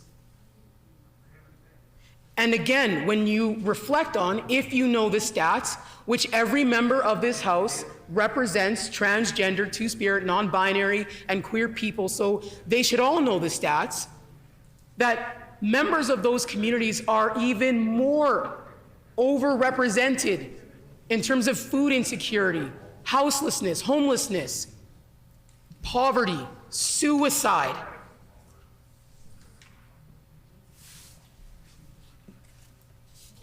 I would encourage the new premier to apologize for that decision and to make different decisions moving forward, decisions that would show that she's actually committed to leading in a manner that is different than her predecessor. People maybe don't tune into all of our proceedings here, but people are paying attention to what goes on in this legislature in a new way. This pandemic has created a level of awareness around the importance of who it is that we elect. People are paying attention. They are listening. They are watching. I wanted to make sure that in this response, I think about the fact we haven't been here very, very long. We're only going to be here for, I think, 7 or 8 days or something like that. Unfortunately, it'd be nice to be here much longer and hold, that side of the House to account. But in that short amount of time, there's a lot that we can do to. I'm distracted. The Minister of Justice is chatting with a colleague over there, and I almost forgot actually to include when we talk about the fact that we should be advocating for all communities. The Minister of Justice did introduce a bill just last week that would make it better, easier for parents who are going through the adoption process. It's a terrible summary, but anyhow, recognizing the impacts of that process on parents and making sure that their rights are recognized. And what he failed to do actually during his debate on that bill was to acknowledge the fact that queer parents are actually parents who've been fighting for this change for quite some time. And so, I think it's really important, again, that we talk about those folks who are greatly impacted by different aspects of legislation. And so I encourage all members of this House, the Minister of Justice included, to reflect on that and make an effort to ensure that all Manitobans are represented in the legislation and laws brought forward in this House. Now, in terms of healthcare, and I'm glad he's still talking because this is the guy, the Minister of Justice now. If anybody here remembers what happened in the first wave and the second wave and then leading into the third, a failed Minister of Health is now the Minister of Justice. I don't know. I hope that our new Minister of Health and the Premier, who was formerly the Minister of Health, there's been so many, has an opportunity to really think about the fact that this government's decision-making during each and every one of the waves was so reactive that we had some of the worst outcomes in North America, in Canada, and that moving forward, this government has an opportunity to do better. This government has an opportunity to make sure that folks in long-term care homes, personal care homes, are protected, are safe, that the outcomes that we see are not ones characterized or construed as inevitable, that in fact, there's proactive planning being done to make sure that Manitobans have the best healthcare outcomes possible. The last couple of things that I'll say, Mr. Acting Deputy Speaker, is that this throne speech was an opportunity to instill much needed hope in Manitobans. This was an opportunity to show Manitobans that the PCs actually have a plan, have actually set goals, had targets, they can measure this, it's achievable. There are outcomes that we're looking forward to as a province. And unfortunately, the throne speech lacked any of that.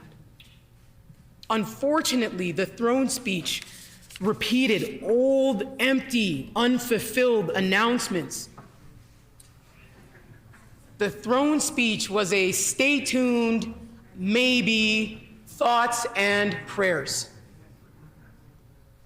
That is not the throne speech that Manitobans needed to hear.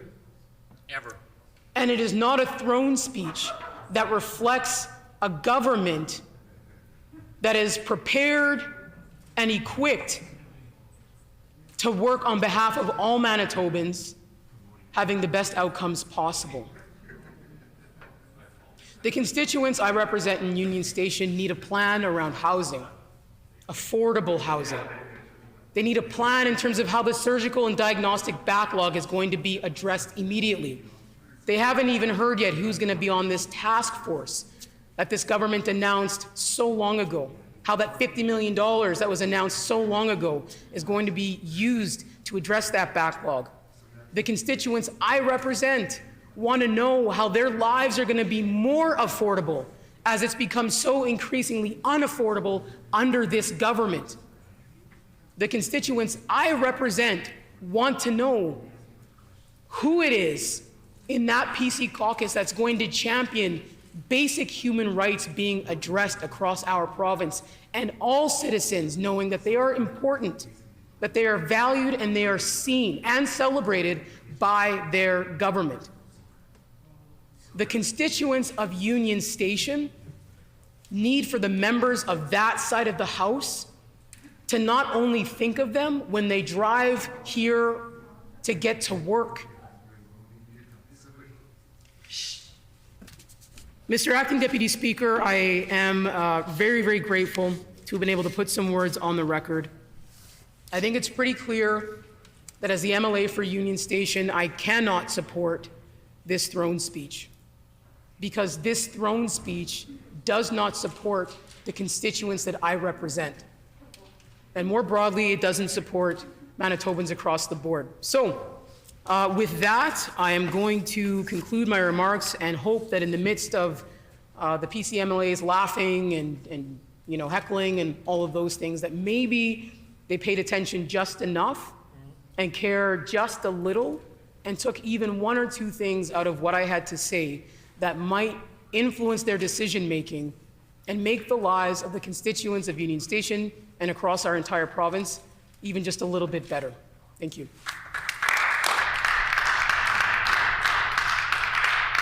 The honourable member for Midland. Thank you, Mr. Deputy Speaker, and it certainly is good to see you back in person and healthy.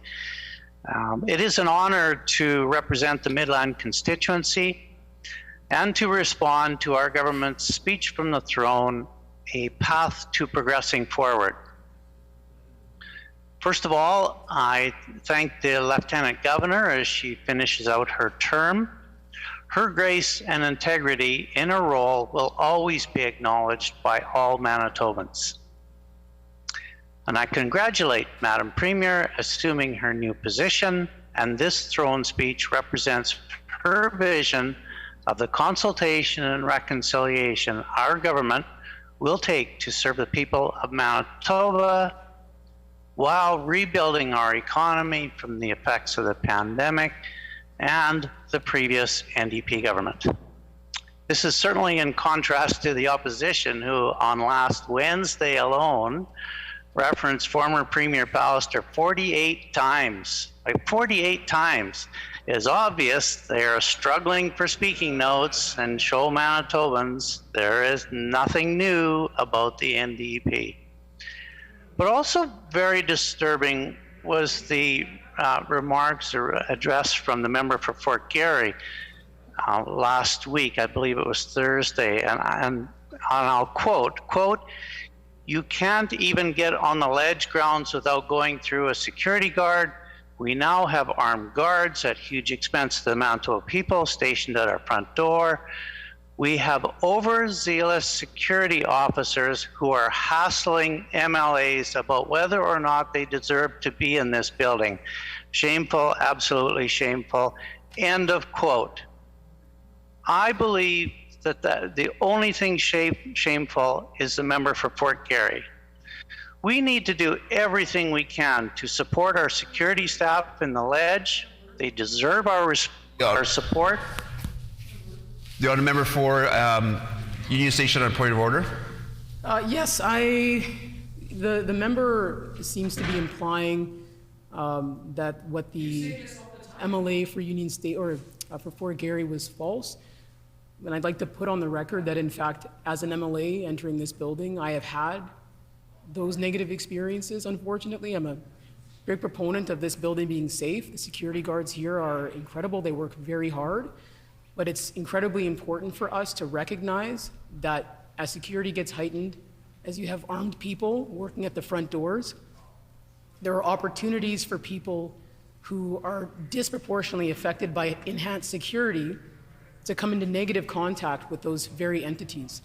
And so I raise this point of order to recognize the fact that if we are to take very seriously these measures and to trust that they're being applied equitably, and that people aren't going to have the negative experiences, one of which, actually more than one of which, I have unfortunately experienced myself as an MLA who works in this building, it is important to not diminish when a colleague raises this issue and tries to make sure that it's meaningfully addressed. The same point of order, the Honourable Minister for Justice. Yeah, on the same point of order. On the same point of order, Mr. Deputy Speaker, I'm pleased to have the opportunity to rise on this point. We've just had the member for Midland reading back into the record from Hansard remarks made by the member for Fort Garry criticizing our frontline protective services officers. Now, the member is doing nothing more but reading back from Hansard the direct statements made by the member for Fort Garry, and the NDP members get up. They don't want to hear this. It's no wonder that right now the member for St. John's is chirping from their seat. It was no more than 2 months ago where that member came into the Committee of Supply of this legislature and accused protective services of somehow using new security protocols as a means to be able to actually discriminate against people in this legislature. That is a direct indictment of the people who take a sacred oath to protect us. This member reflects.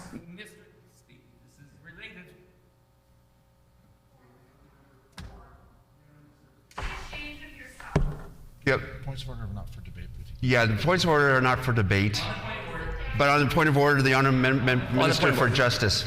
The member for St. John's from her seat says that we should be ashamed of ourselves. But indeed, this is one of those many occasions where the member should be ashamed of herself. to allege that our security forces are working to try to discriminate against people who come to this building, when the members of our side thank them for their service in difficult times. And if they could find their voice, what they should do is thank them. I thank the member for St. John's for yelling, because it only makes me more certain that I'm on the right path when it comes to this point of order. Will that member apologize for her disgraceful behavior to allege that senior civil servants are working to somehow subvert democracy? It is a sad day. Order. Mr. Order. It's starting to get out of hand here and right now. If I get everybody calm down, and the thing is, on the point of order, it's not a breach of a rule, but at the same time, we're going into debate here. So if we have the respect for each other, and we'll continue with the debate for the throne speech by the honourable member for Midland. The honourable member for Midland. Thank you, Mr. Deputy Speaker. And I will just say that we need to show support to all our public service staff, and our government will continue to support and ensure the safety of all employees and all members of the legislature.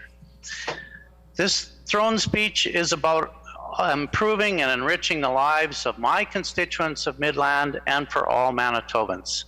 I thank my constituents for their ongoing support of our government. All of us as MLAs have faced differing views in terms of the pandemic, which is fair in a democracy, but it is always heartwarming when a constituent relays a message of support both to myself and to our government. COVID has had a negative impact on families, on communities, on workers, on businesses, on every single person in Manitoba. 1 year ago, we were in the second wave of the pandemic, facing 400 plus daily case numbers. With the vaccines and Manitobans stepping up to be vaccinated, which now includes my 7-year-old granddaughter who got her shot last week and very proud of it. And by Manitobans following the fundamentals, to date, we have not seen a repeat of those case numbers. Last year, Manitobans were asked to limit their Christmas activities, which they did, and we hope that this will not be necessary this year. Thank you to everyone who has persevered, and we look forward to some semblance of normalcy in the near future. Midland constituency is a mix of agriculture, industry, and urban residences. The impact of the third year of drought highlights the need for a water strategy, as noted in the throne speech. Water retention plays a huge role in both drought and flood proofing. There is an urgent need for potable water, water for irrigation, and industrial use for further processing of ag products.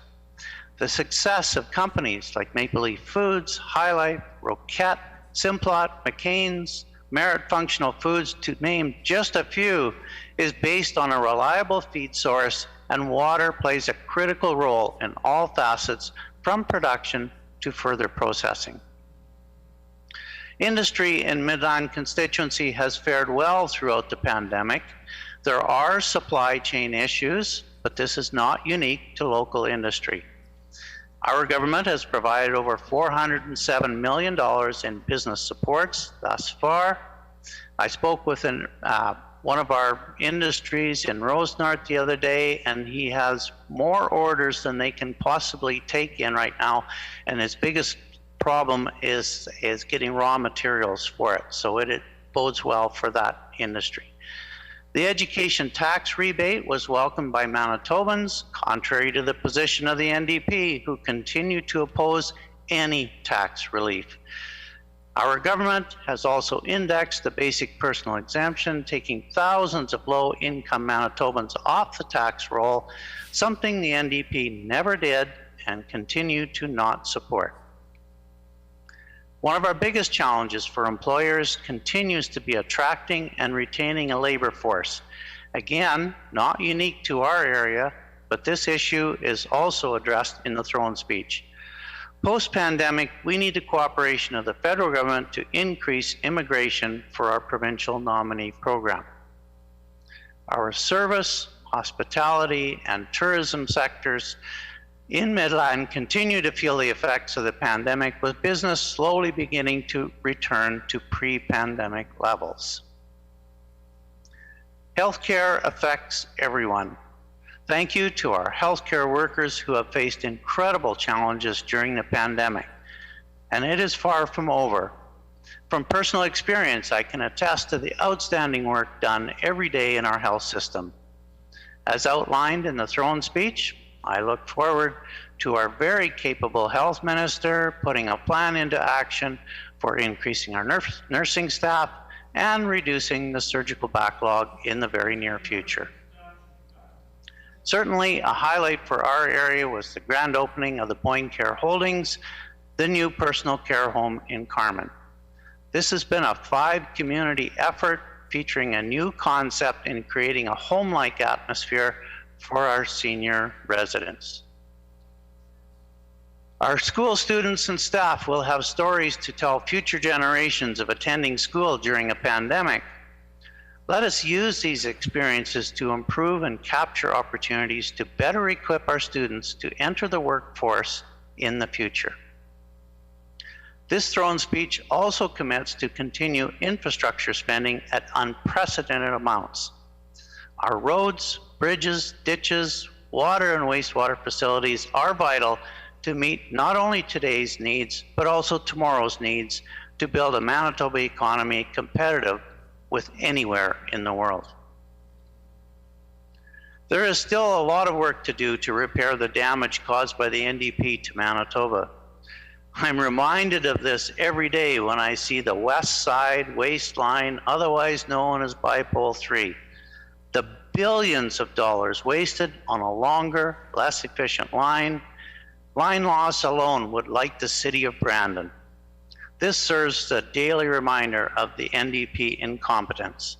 And now Manitobans are faced with paying for this NDP incompetence in higher rates, which proportionately will cause even more hardship to rural and northern Manitobans who do not have access to natural gas. This throne speech by our Premier is a message of hope and reconciliation and a path forward for all Manitobans. Manitoba is the home of hope, and as Manitobans rebuild their lives from a global pandemic, they will be confident their PC government is doing everything possible to help them realize their dreams and aspirations. Mr. Deputy Speaker, this throne speech is a path forward, and I look forward to supporting this throne speech. Thank you very much for the time, and I certainly want to reiterate my support for all our public service staff and the terrific job that they've done, no matter what field they are working in for our government. They are doing their utmost, and we appreciate all that they do. So thank you, Mr. Deputy Speaker.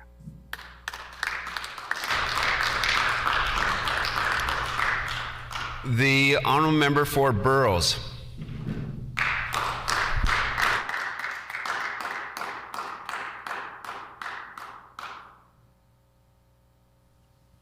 The honourable member for Burrows. Thank you, Mr. Deputy Speaker. Today is a historic day. We all witnessed Indigenous land acknowledgement in this chamber. I want to take this opportunity to congratulate all Canadians on this Indigenous land acknowledgement that started today in Manitoba Legislature. History is created in Manitoba with the new Premier being the first woman to assume office of the Premier. Congratulations to the Premier, and congratulations to all Manitobans for creating this milestone of gender equity. Miles to go, my friends. I can't wait to see similar milestones when a member of gender nonconforming community assumes this office, or a member of BIPOC community, transgender or two-spirited community assumes this office in the future years.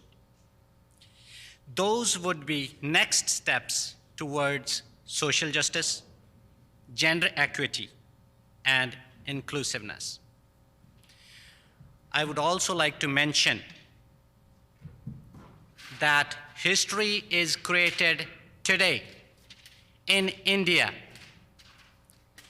when controversial farm laws have been repealed in the Parliament of India. It's more of a remembrance than celebration, because during the protest, over 700 lives have been lost.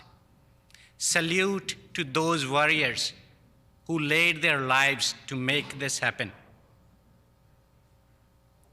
And I would also like to mention that those who lost their lives there, according to a recent study by one of the universities there, they were small and marginal farmers and landless laborers. And the average land holding for those people was less than 3 acres. I want to say thank you to my NDP caucus colleagues who stood in solidarity with these farmers. And I want to thank every Manitoban who stood in solidarity and extended their support to this protest. And I would also like to mention that none of the members opposite uttered a single word in this protest, who is getting support from all corners of this world. We need to remember this too. As I already mentioned, we got first women premier in Manitoba. When something like this happens, people have high hopes. But during these few weeks of her in office, people have started feeling that we need a woman premier like the women in our NDP caucus who dare to stand up for Manitobans. Let's talk about the first throne speech under the first woman premier of Manitoba. This throne speech, that's a missed opportunity for the premier to send some positive vibes. Order. When this matter is before the House, the honourable member for Burrows will have 16 minutes remaining. The hour being 5 p.m., the House is adjourned and stands adjourned until 1:30 p.m. tomorrow.